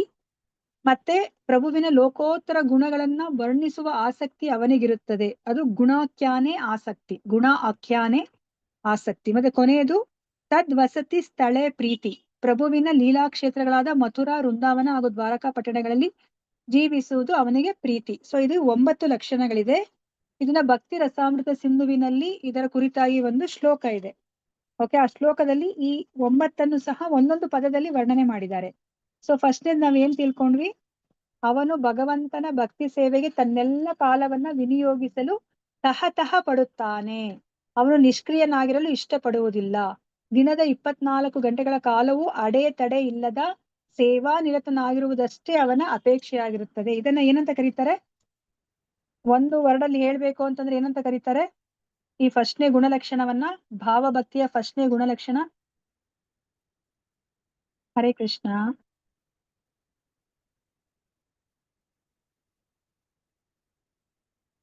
ಅವ್ಯರ್ಥ ಕಾಲತ್ವಂ. ಏನಂತಾರೆ? ಅವ್ಯರ್ಥ ಕಾಲತ್ವ. ಅವ್ಯರ್ಥ ಕಾಲತ್ವಂ. ಮತ್ತೆ ಎರಡನೇದು, ಅವನು ಸದಾ ಅಂತರ್ಮುಖಿಯೂ ಸಹನಶೀಲನೂ ಆಗಿರುತ್ತಾನೆ. ಇದನ್ನ ಏನಂತ ಕರೀತಾರೆ? ಒಂದೇ ಒಂದು ವರ್ಡಲ್ಲಿ ಹೇಳಿ ಅಂದ್ರೆ ಏನಂತ ಕರೀತಾರೆ? ಶಾಂತಿ ಅಂತ ಕರೀತಾರೆ. ಶಾಂತಿ. ಇದನ್ನ ನಾವೆಲ್ಲಿ ತಿಳ್ಕೊಂಡಿದೀವಿ? ಭಗವದ್ಗೀತೆಯಲ್ಲಿ ನಾವು ತಿಳ್ಕೊಂಡಿದೀವಿ ಅಲ್ವಾ? ಶಾಂತಿರ ಆರ್ಜವಂ ಅಂತ ಹೇಳ್ತೀವಿ. ಸೊ ಆ ಒಂದು ಯಾರು ಆ ದೈವಿ ಗುಣಗಳನ್ನು ಹೊಂದಿರುವಂತಹ ವ್ಯಕ್ತಿಯಲ್ಲಿ ಏನೆಲ್ಲ ಗುಣಗಳಿರುತ್ತೆ, ಶಾಂತಿರ ಆರ್ಜವಂ ಅಂತ ನಾವು ಹೇಳ್ತೀವಿ. ಮತ್ತೆ ಇವನ್ ಬ್ರಾಹ್ಮಣತ್ವ, ಯಾರು ಬ್ರಾಹ್ಮಣ ಗುಣಗಳನ್ನ ಪಡೆದಿರ್ತಾರೋ ಅವರು ಸಹ ಶಾಂತಿ, ಈ ಗುಣ ಅವ್ರ ಹತ್ರ ಇರುತ್ತೆ. ಅವರ ಸಹನಶೀಲತೆ ಅವರಲ್ಲಿ ಇರುತ್ತೆ. ಸೊ ಮೂರನೇದು, ಐಹಿಕ ಆಕರ್ಷಣೆಯಿಂದ ಅವನು ವಿರಕ್ತನಾಗಿರುತ್ತಾನೆ. ಸೊ ಇದು ಒಂದೇ ಒಂದು ಪದದಲ್ಲಿ ಹೇಳಿ ಅಂತಂದ್ರೆ ಏನಂತ ಹೇಳ್ತೀರಾ? ವಿರಕ್ತಿ. ಏನ್ ಹೇಳ್ತೀರಾ? ವಿರಕ್ತಿ. ನಾಲ್ಕನೇದು, ಅವನ್ಗೆ ಯಾವುದೇ ಒಂದು ಮಾನವನ್ನ ಅವನು ಬೇರೆಯವರಿಂದ ಎಕ್ಸ್ಪೆಕ್ಟ್ ಮಾಡೋದಿಲ್ಲ ತನ್ನ ಚಟುವಟಿಕೆಗಳಿಗೆ, ಕಾರ್ಯ ಚಟುವಟಿಕೆಗಳಿಗೆ ಪ್ರತಿಫಲವಾಗಿ. ಸೊ ಇದಕ್ಕೆ ಏನಂತ ಕರೀತಾರೆ? ಮಾನ್ಯ ಶೂನ್ಯತ ಅಥವಾ ಮಾನ ಶೂನ್ಯತ ಅಂತ ಕರೀತಾರೆ. ಏನ್ ಕರೀತಾರೆ? ಮಾನ ಶೂನ್ಯತ. ಮತ್ತೆ ಐದನೇದೇನು? ಭಗವಂತನ ಮೇಲೆ ಭಗವಂತನಿಗೆ ಅವನ ಕರುಣೆಯನ್ನ ಕೊಟ್ಟೇ ಕೊಡ್ತಾನೆ, ದಯಪಾಲಿಸ್ತಾನೆ ಅನ್ನೋ ಒಂದು ನಂಬಿಕೆ ಅವನಲ್ಲಿ ಇರುತ್ತೆ. ಇದಕ್ಕೇನಂತ ಕರೀತಾರೆ? ಆಶಾ ಬಂಧ. ಆಶಾ ಇರುತ್ತೆ ಅಲ್ವಾ? ಭಗವಂತ ಯಾವತ್ತೂ ನನ್ನ ಕೈ ಬಿಡೋದಿಲ್ಲ, ಅವ್ನು ನನ್ನ ಮೇಲೆ ಕರುಣೆಯನ್ನ ತೋರಿಸ್ತಾನೆ ಅಲ್ವಾ? ನಾವು ಇದಕ್ಕಿನ ಹಿಂದಿನ ಕ್ಲಾಸಲ್ಲೂ ನಾನು ಹೇಳ್ದೆ ಅಲ್ವಾ, ನಾನು ಇವಾಗ ಹರಿನಾಮ ಹೇಳ್ತಾ ಇದ್ದೀನಿ, ನನ್ಗಿನ್ನ ಆ ಒಂದು ಎಲ್ಲರೂ ಹೇಳ್ತಾ ಇದ್ದಾರೆ ಅವ್ರಿಗೆಲ್ಲಾನು ಎಷ್ಟೊಂದು ಬದಲಾವಣೆ ಆಗಿದೆಯಂತೆ, ನನಗೇನು ಬದಲಾವಣೆ ಆಗ್ತಿಲ್ಲ ಅಂತ ಹೇಳ್ಬಿಟ್ಟು ನಾವು ಏನು ಸಹತೈಸ ಆಗಿಲ್ಲ ಅಲ್ವಾ? ನಾವು ಪೇಶನ್ಸ್ ಇಂದ ಕಾಯ್ಬೇಕು ಭಗವಂತನ ಆ ಒಂದು ಕರುಣೆಗೋಸ್ಕರ. ನಾವು ಅದನ್ನೇ ನಾವು ಉಪದೇಶಾಮೃತದಲ್ಲಿ ತಿಳ್ಕೊಂಡಿರೋದಲ್ವಾ? ಉತ್ಸಾಹಾತ್ ನಿಶ್ಚಯ ಧೈರ್ಯಾತ್ ಅಲ್ವಾ? ಉತ್ಸಾಹದಿಂದ, ನಿಶ್ಚಯದಿಂದ, ಧೈರ್ಯ ಇರ್ಬೇಕು ನಮ್ಗೆ. ಇವಾಗ ಹೇಗೆ ಆ ಒಂದು 9 ಗರ್ಭಿಣಿ ಸ್ತ್ರೀ 9 ತಿಂಗಳು ಕಾಯ್ಬೇಕು, ಅವಾಗ್ಲೇನೆ ಮಗು ಬರೋದು. ಇಲ್ಲಪ್ಪ ನನಗೆ ಇವತ್ತೇ ಬೇಕು ಮಗು ಅಂದ್ರೆ ಬರ್ಲಿಕ್ಕೆ ಸಾಧ್ಯ ಇಲ್ಲ ಅಲ್ವಾ? ಸೊ ನಾವು ಮುಂದೆ ನನಗೆ ಸಿಕ್ಕೇ ಸಿಗುತ್ತೆ ಭಗವಂತನ ಆ ಒಂದು ಕರುಣೆ, ಅವ್ಯಾಜ್ಯ ಕರುಣೆ ನನಗೆ ಸಿಗುತ್ತೆ ಅಂತ ಹೇಳ್ಬಿಟ್ಟು ನಾವು ಉತ್ಸಾಹದಿಂದ ನಾವು ಈ ಭಕ್ತಿಯನ್ನ ಮಾಡ್ಬೇಕು. ಅಯ್ಯೋ ನನ್ಗೆ ಇವತ್ತು ಸಿಗ್ಲೇ ಇಲ್ವಲ್ಲ, ನಾನು 6 ವರ್ಷದಿಂದ ಮಾಡ್ತಾ ಇದೀನಿ, 7 ವರ್ಷದಿಂದ ಮಾಡ್ತಿದೀನಿ ಅಂದ್ಬಿಟ್ಟು ನಾವು ಧೃತಿ ಗೆಡಬಾರ್ದು. ನಾವು ಧೈರ್ಯದಿಂದ ನಾವು ಈ ಭಕ್ತಿ ಮಾರ್ಗದಲ್ಲಿ ನಾವು ಮುನ್ನಡಿಬೇಕು. ಅದನ್ನೇ ನಮ್ಗೆ ಹೇಳ್ತಾರೆ ಅಲ್ವಾ? ಅದೇ ತರನೇ ಇಲ್ಲೂ ಸಹ ಆಶಾ ಬಂಧ ಇದೆ ಆ ವ್ಯಕ್ತಿಗೆ ಅಲ್ವಾ? ಇಲ್ಲ, ನಾನು ಇವಾಗ ಭಗವಂತನ ಭಕ್ತಿಯನ್ನ ಮಾಡ್ತಾ ಇದೀನಿ, ಮಹಾಜನರೆಲ್ಲ ಹೇಳಿದ್ದಾರೆ, ಸಾಧು ಸಂತರು ಹೇಳಿದ್ದಾರೆ, ನನ್ನ ಗುರುಗಳು ಹೇಳಿದ್ದಾರೆ, ಮತ್ತೆ ನಮ್ಮ ವೇದ ಶಾಸ್ತ್ರಗಳು ಹೇಳಿದೆ, ನಮ್ಮ ಎಲ್ಲಾ ಏನು ವೈದಿಕ ಗ್ರಂಥಗಳು ಸಹ ಇದನ್ನೇ ಹೇಳ್ತಾ ಇದೆ. ಸೊ ನನಗೆ ಈ ಒಂದು ಮಾರ್ಗದಲ್ಲಿ ನಾನು ಮುಂದುವರೆದ್ರೆ ನನಗೆ ಆ ಒಂದು ಭಗವಂತನ ಅವ್ಯಾಜ ಕರುಣೆ ನನಗೆ ಸಿಕ್ಕೇ ಸಿಗುತ್ತೆ, ಇವತ್ತೆಲ್ಲ ನಾಳೆ ಸಿಗುತ್ತೆ ಅನ್ನೋ ಒಂದು ಆ ದೃಢ ನಂಬಿಕೆ ಇದೆಯಲ್ಲ ಭಗವಂತನ ಮೇಲೆ, ಅವನು ಯಾವತ್ತೂ ಕೈ ಬಿಡೋದಿಲ್ಲ ಭಕ್ತರನ್ನ ಅಂತ. ನಮೇ ಭಕ್ತ ಪ್ರಣಶ್ಯತಿ ಅಂತ ಹೇಳ್ಬಿಟ್ಟು ಕೃಷ್ಣ ಭಗವದ್ಗೀತೆಯಲ್ಲಿ ಹೇಳಿದ್ದಾರೆ ಅಲ್ವಾ. ಅದ್ರ ಮೇಲೆ ನಮ್ಗೆ ನಂಬಿಕೆ ಇರಬೇಕು. ಇದನ್ನ ಏನಂತ ಕರೀತಾರೆ? ಆಶಾ ಬಂಧಹ ಅಂತ ಕರೀತಾರೆ. ಆ ಭಾವಭಕ್ತಿಯಲ್ಲಿರೋ ಹಂತದಲ್ಲಿರುವಂತಹ ವ್ಯಕ್ತಿಗೆ ಆಶಾ ಬಂಧ ಇರುತ್ತೆ ಅಲ್ವಾ. ನನ್ನ ಭಗವಂತ ನನ್ನನ್ನ ಕಾಪಾಡ್ತಾನೆ ಅಂತ ಹೇಳ್ಬಿಟ್ಟು. ಇವಾಗ ನೋಡಿ, ನಾವು ನೋಡಿರೋ ಹಾಗೇನೆ ಅಂಬರೀಷ ಮಹಾರಾಜ ಅಲ್ವಾ. ಅಂಬರೀಷ ಮಹಾರಾಜನಿಗೆ ಆ ಏಕಾದಶಿ ದಿವಸ ಆದ್ಮೇಲೆ ದ್ವಾದಶಿ ದಿವಸ ಅವರು ವ್ರತವನ್ನ ಮುಗಿಸ್ಬೇಕು ಅಂತಿದ್ದಾಗ ಯಾರು ಬರ್ತಾರೆ? ದೂರ್ವಾಸ ಮುನಿ ಬರ್ತಾರೆ ಅಲ್ವಾ. ಸೊ ದೂರ್ವಾಸ ಮುನಿ ಸತ್ಕಾರ ಮಾಡ್ದಲೆ ಅವನು ಇವಾಗ ಆ ಏಕಾದಶಿ ವ್ರತವನ್ನ ಮುಗಿಸೋ ಹಾಗಿಲ್ಲ ಅಲ್ವಾ. ಆ ಪಾರಾಯಣವನ್ನ ಅವನು ಮಾಡೋ ಹಾಗಿಲ್ಲ. ಆದ್ರೆ ಇವ್ರು ಎಷ್ಟೊತ್ತಾದ್ರೂ ಬರ್ತಿಲ್ಲ, ಆ ಒಂದು ಪಾರಾಯಣದ ಗಳಿಗೆ ಮುಗಿತಾ ಹೋಗ್ತಾ ಇದೆ. ಅದಕ್ಕೆ ಅವ್ರೇನ್ ಮಾಡ್ತಾರೆ? ನೀರನ್ನ ಕುಡಿತಾರೆ. ನೀರನ್ನ ಕುಡಿದಾಗ ಏನಾಗುತ್ತೆ? ದೂರ್ವಾಸ ಮುನಿಗೆ ಕೋಪ ಬರುತ್ತೆ ಅಲ್ವಾ. ಅತಿಥಿಯನ್ನ ನೀನು ಅಗೌರವದಿಂದ ನಡೆಸ್ಕೊಂಡಿದ್ಯಾ ಅಂತ ಹೇಳ್ಬಿಟ್ಟು ಅವ್ರು ಏನ್ ಮಾಡ್ತಾರೆ? ತಮ್ಮ ಕೂದಲನ್ನ ತೆಗೆದು ಅವರು ಆ ಒಂದು ಬ್ರಹ್ಮ ರಾಕ್ಷಸನನ್ನ ಅವರು ಸೃಷ್ಟಿ ಮಾಡ್ತಾರೆ ಅಲ್ವಾ. ಸೊ ಅವಾಗ ಅಂಬರೀಷ ಮಹಾರಾಜ ಏನಾದ್ರು ವಿಚಲಿತಗೊಳ್ತಾನ? ಇಲ್ಲ ಮಾತಾಜಿ, ಇಲ್ಲ ಅಲ್ವಾ. ಅವನಿಗೆ ನಂಬಿಕೆ ಇದೆ, ಆಶಾ ಬಂದ. ಅವನಿಗೆ ಭಗವಂತ ಮೇಲೆ ಅಷ್ಟು ನಂಬಿಕೆ ಇದೆ. ನಾವು ಪ್ರಹ್ಲಾದ ಮಹಾರಾಜನನ್ನ ನೋಡಿದ್ವಿ, ಬೆಟ್ಟದ ಮೇಲಿಂದ ಎಸಿತಾರೆ ಅಲ್ವಾ, ಹಾವುಗಳಿಂದ ಕಚ್ಚಲಿಸಲ್ಪಡ್ತಾರೆ, ವಿಷ ಕೊಡ್ತಾರೆ, ಆ ಬೆಂಕಿಯಲ್ಲಿ ಕೂಡಿಸ್ತಾರೆ ಅಲ್ವಾ. ಯಾವಾಗಾದ್ರೂ ಅವನಿಗೆ ಭಗವಂತನ ಮೇಲೆ ನಂಬಿಕೆ ಕಳ್ಕೊಂಡು ಅಯ್ಯೋ ನಾನು ಎದ್ದು ಓಡೋಗ್ಬೋದಾಗಿತ್ತು ಅಲ್ವಾ. ಅವನು ನಂಬಿಕೆನ ಕಳ್ಕೊಳ್ಳಿಲ್ಲ ಅಂದ್ರೆ ಅದನ್ನ ನಾವು ಮಾಡ್ಲಿಕ್ಕೆ ಆಗೋದಿಲ್ಲ. ನಾವು ಅವ್ರನ್ನ ಅನುಕರಿಸೋ ಹಾಗಿಲ್ಲ. ಯಾಕಂದ್ರೆ ನಾವಿನ್ನ ಆ ಹಂತಕ್ಕೆ ಬಂದಿಲ್ಲ. ಅದು ತುಂಬಾ ಮುಖ್ಯ. ಇವಾಗ ಮಂಗಳ ಠಾಕೂರು ಕಣ್ಣನ್ನ ಚುಚ್ಕೊಂಡ್ಬಿಡ್ತಾರೆ, ಕಣ್ಣನ್ನ ಕಳ್ಕೊತಾರೆ. ಕಣ್ಣಿದ್ದಕ್ಕೆ ನನಗೆ ಭಕ್ತಿ ಮಾಡ್ಲಿಕ್ಕೆ ಆಗಿಲ್ಲ ಅಂತ ನಾವು ಅವ್ರನ್ನ ಅನುಕರಿಸಬಾರ್ದು, ಅನುಸರಿಸ್ಬೇಕು ಅಷ್ಟೇನೆ ಅಲ್ವಾ. ನಾವಿವಾಗ ಈ ಹಂತಕ್ಕೆ ಹೋಗಿಲ್ಲ, ಬಾಬಾ ಹಂತಕ್ಕೆ. ನಾನಿವಾಗ ರೋಡ್ ಕ್ರಾಸ್ ಮಾಡ್ಬೇಕಾದ್ರೆ ಕಣ್ಣು ಮುಚ್ಕೊಂಡು ಕ್ರಾಸ್ ಮಾಡೋಣಂತೆ. ಭಗವಂತನ ಮೇಲೆ ನಂಬಿಕೆ ಇದೆ, ಭಗವಂತ ಇದಾನೇ ಅಂದ್ರೆ ಅವನು ನನ್ನನ್ನ ರಕ್ಷಣೆ ಮಾಡ್ಲಿ ಅಂತ. ಅದು ತಪ್ಪಾಗತ್ತೆ ಅಲ್ವಾ. ಭಗವಂತನಿಗೆ ನಾವು ನಾವು ತೊಂದರೆ ಕೊಡೋ ಹಾಗಿಲ್ಲ. ನಮ್ಗೆ ಜ್ಞಾನವನ್ನ ಕೊಟ್ಟಿದ್ದಾನೆ, ನಾವ್ ಏನನ್ನ ಮಾಡ್ಬೇಕು, ರೋಡ್ ಕ್ರಾಸ್ ಮಾಡ್ಬೇಕಾದ್ರೆ ಕಣ್ ಬಿಟ್ಕೊಂಡೆ ಆ ಕಡೆ ಈ ಕಡೆ ನೋಡ್ಕೊಂಡೆ ರೋಡ್ ಕ್ರಾಸ್ ಮಾಡ್ಬೇಕು ಅಲ್ವಾ. ಆ ತರ ಎಲ್ಲ ನಾವು ಪರೀಕ್ಷೆ ಮಾಡೋ ಹಾಗಿಲ್ಲ ಅಲ್ವಾ. ಸೊ ಇವಾಗ ಭಾವಭಕ್ತಿಯ ಹಂತಕ್ಕೆ ಬಂದಾಗ ತಾನೇ ನಮ್ಗೆ ಜೀವನದಲ್ಲಿ ಎಷ್ಟೊಂದು ಘಟನೆಗಳು ನಡೀತಾ ಇರುತ್ತೆ. ಆ ಘಟನೆಗಳು ಬಂದಾಗ ನಾವ್ ಹೇಗೆ ಅದಕ್ಕೆ ಪ್ರತಿಸ್ಪಂದನೆ ಮಾಡ್ತೀವಿ, ಅಲ್ಲಿ ನಾವು ಈ ಭಾವಭಕ್ತಿ ಹಂತದಲ್ಲಿ ಇದ್ದಾಗ ನಮ್ಗೆ ಆಶಾ ಬಂದ ಅಂತಹ ಒಂದು ಸ್ಥಿತಿ ಬರುತ್ತೆ ನಮ್ಗೆ. ಇಲ್ಲ, ನನಗೆ ಇವಾಗ ಈ ಕಷ್ಟ ಬಂದಿದ್ಯಾ, ಈ ಕಷ್ಟ ಬಂದ್ರೂ ನನಗೆ ಭಗವಂತ ಕೈ ಬಿಡೋದಿಲ್ಲ ಅಂತ ಅಲ್ವಾ. ಇವಾಗ ನಮ್ ಪ್ರಕಾರ ಏನು ಕೈ ಬಿಡೋದು ಅಂದ್ರೆ ಏನು? ಇವಾಗ ನಮ್ಗೆ ಭಕ್ತಿ ಮಾಡ್ಲಿಕ್ಕೇನೆ ಆಗೋದಿಲ್ಲ ಅಲ್ವಾ. ಆ ಹಂತಕ್ಕೆ ಹೋಗಕ್ಕೆ ಬಿಡೋದಿಲ್ಲ ಭಗವಂತ. ಹೇಗಾದ್ರೂ ಮಾಡಿ ನಮ್ಗೆ ಭಕ್ತಿಯನ್ನ ಮಾಡ್ಲಿಕ್ಕೆ ಅವರು ಅವಕಾಶವನ್ನ ಕೊಡ್ತಾರೆ. ನಮ್ಗೆಲ್ಲಾ ಅನುಕೂಲಗಳನ್ನ ಭಗವಂತ ಮಾಡಿ ಕೊಡ್ತಾನೆ. ಅದನ್ನ ನಾವಿಲ್ಲಿ ಅರ್ಥ ಮಾಡ್ಕೋಬೇಕಾಗಿರೋದು. ಸೊ ಇದನ್ನ ಏನಂತ ಕರೀತಾರೆ? ಆಶಾ ಬಂಧ ಅಂತ ಕರೀತಾರೆ. ಅದಾದ್ಮೇಲೆ 6ನೇದೇನು? ಸಮುತ್ಕಂಠ. ಇವತ್ತು ಅದೇ ನಾವು ತಿಳ್ಕೊಬೇಕಾಗಿರೋದು. ಅಂದ್ರೆ ಶ್ರದ್ಧಾಪೂರ್ವಕವಾಗಿ ಭಗವಂತನ ಸೇವೆ ಮಾಡುವ ಕಾತರ ಅವನಿಗಿರುತ್ತದೆ. ಅದಕ್ಕೇನಂತ ಕರೀತಾರೆ? ಶ್ರದ್ಧಾಪೂರ್ವಕವಾಗಿ ಭಗವಂತನ ಸೇವೆ. ನಮಗ್ ನೋಡ್ತಾ ಇದ್ರೆ ಎಲ್ಲ ಒಂದೇ ತರ ಇದೆಯಪ್ಪ ಅಂತ ಅನ್ಸುತ್ತೆ, ಆದ್ರೆ ಎಲ್ಲದಕ್ಕೂ ಬೇರೆ ಬೇರೆ ಅರ್ಥ ಇದೆ. ಸೇವೆ ಮಾಡೋದು, ಭಗವಂತನ ಗುಣಗಾನ ಮಾಡೋದು, ಭಗವಂತನ ನಾಮ ಸಂಕೀರ್ತನೆ ಮಾಡೋದು, ಇವೆಲ್ಲನೂ ಸಹ ಒಂದೇ ಅಂತ ಅನಿಸ್ತಾ ಇದೆ ನಮ್ಗೆ. ನಾಮ, ಗುಣ, ರೂಪ ಎಲ್ಲವೂ ಸೇಮ್ ಅಂತ ಅನಿಸ್ತಿದೆ. ಆದ್ರೆ ಪ್ರತಿಯೊಂದಕ್ಕೂ ಒಂದು ಹೆಸರನ್ನ ಕೊಟ್ಟಿದ್ದಾರೆ ಅಲ್ವಾ. ಇಲ್ಲಿ ನೋಡಿ, ಭಗವಂತನ ಸೇವೆ ಮಾಡೋದಕ್ಕೆ ಅವರು ಕಾತರತೆ ಇರೋದಕ್ಕೆ ಅವರು ಸಮುತ್ಕಂಠ ಅಂತ ಹೇಳ್ಬಿಟ್ಟು ಹೇಳ್ತಾ ಇದ್ದಾರೆ. ಅದೇ ತರ ಭಗವಂತನ ನಾಮವನ್ನ ಹೇಳೋದ್ರಲ್ಲಿ ಅವನಿಗೆ ರುಚಿ ಇದ್ರೆ ಅದನ್ನ ನಾಮಗಾನೇ ಸದಾ ರುಚಿ ಅಂತ ಹೇಳ್ಬಿಟ್ಟು ಹೇಳ್ತಾ ಇದ್ದಾರೆ. ಅದೇ ತರನೇ ಭಗವಂತನ ಗುಣವನ್ನ ಅವನಿಗೆ ವರ್ಣಿಸೋದ್ರಲ್ಲಿ ಆಸಕ್ತಿ ಇದ್ರೆ ಗುಣಾಖ್ಯಾನೇ ಆಸಕ್ತಿ ಅಂತ ಹೇಳ್ಬಿಟ್ಟು ಹೇಳ್ತಾ ಇದ್ದಾರೆ. ಗುಣಾಖ್ಯಾನೇ ಆಸಕ್ತಿ ಅಂತ ಹೇಳ್ತಾರೆ. ಮತ್ತೆ ಕೊನೆಯದಾಗಿ ತದ್ ವಸತಿ ಸ್ಥಳೇ ಪ್ರೀತಿ ಅಂತ ಹೇಳ್ತಿದ್ದಾರೆ. ಭಗವಂತ ಲೀಲೆ ಮಾಡಿರುವಂತಹ ಸ್ಥಳಗಳಲ್ಲಿ ವಾಸ ಮಾಡ್ಲಿಕ್ಕೆ ಯಾವಾಗ್ಲೂ ಅವನು ಕಾತುರನಾಗಿರ್ತಾನೆ, ಅಂದ್ರೆ ಪ್ರೀತಿನ ತೋರಿಸ್ತಾನೆ. ಇದನ್ನ ಸದ್ ವಸತಿ ಸ್ಥಳೇ ಪ್ರೀತಿ ಅಂತ ಹೇಳ್ತಾ ಇದ್ದಾರೆ. ಓಕೆ, ಗೊತ್ತಾಯ್ತಲ್ಲ. ಸೊ ಈ 9 ಲಕ್ಷಣಗಳನ್ನ ನೀವೆಲ್ಲಾದ್ರೂ ಗುರ್ತು ಮಾಡ್ಕೊಳ್ಳಿ. ನಾನು ಇನ್ನೊಮ್ಮೆ ಹೇಳ್ತೀನಿ. ಫಸ್ಟ್ನೇದೇನು? ಯಾರಾದ್ರೂ ಬರ್ಕೊಂಡ್ರ? ಅವ್ಯಕ್ತ ಕಾಲತ್ವಂ. ಹರಿ ಬೋಲ್ ಮಾತಾಜಿ. ಅವ್ಯಕ್ತ ಕಾಲತ್ವಂ. ಸೆಕೆಂಡ್ ಶಾಂತಿ. ಸೆಕೆಂಡ್ ಒನ್ ಶಾಂತಿ. ಎರಡನೇದು ಶಾಂತಿ. ಮೂರನೇದೇನು ಮಾತಾಜಿ? ವಿರಕ್ತಿ. ಮೂರನೇದು ವಿರಕ್ತಿ. 4ನೇದು ಮಾನ್ಯ ಶೂನ್ಯತ. 5ನೇದು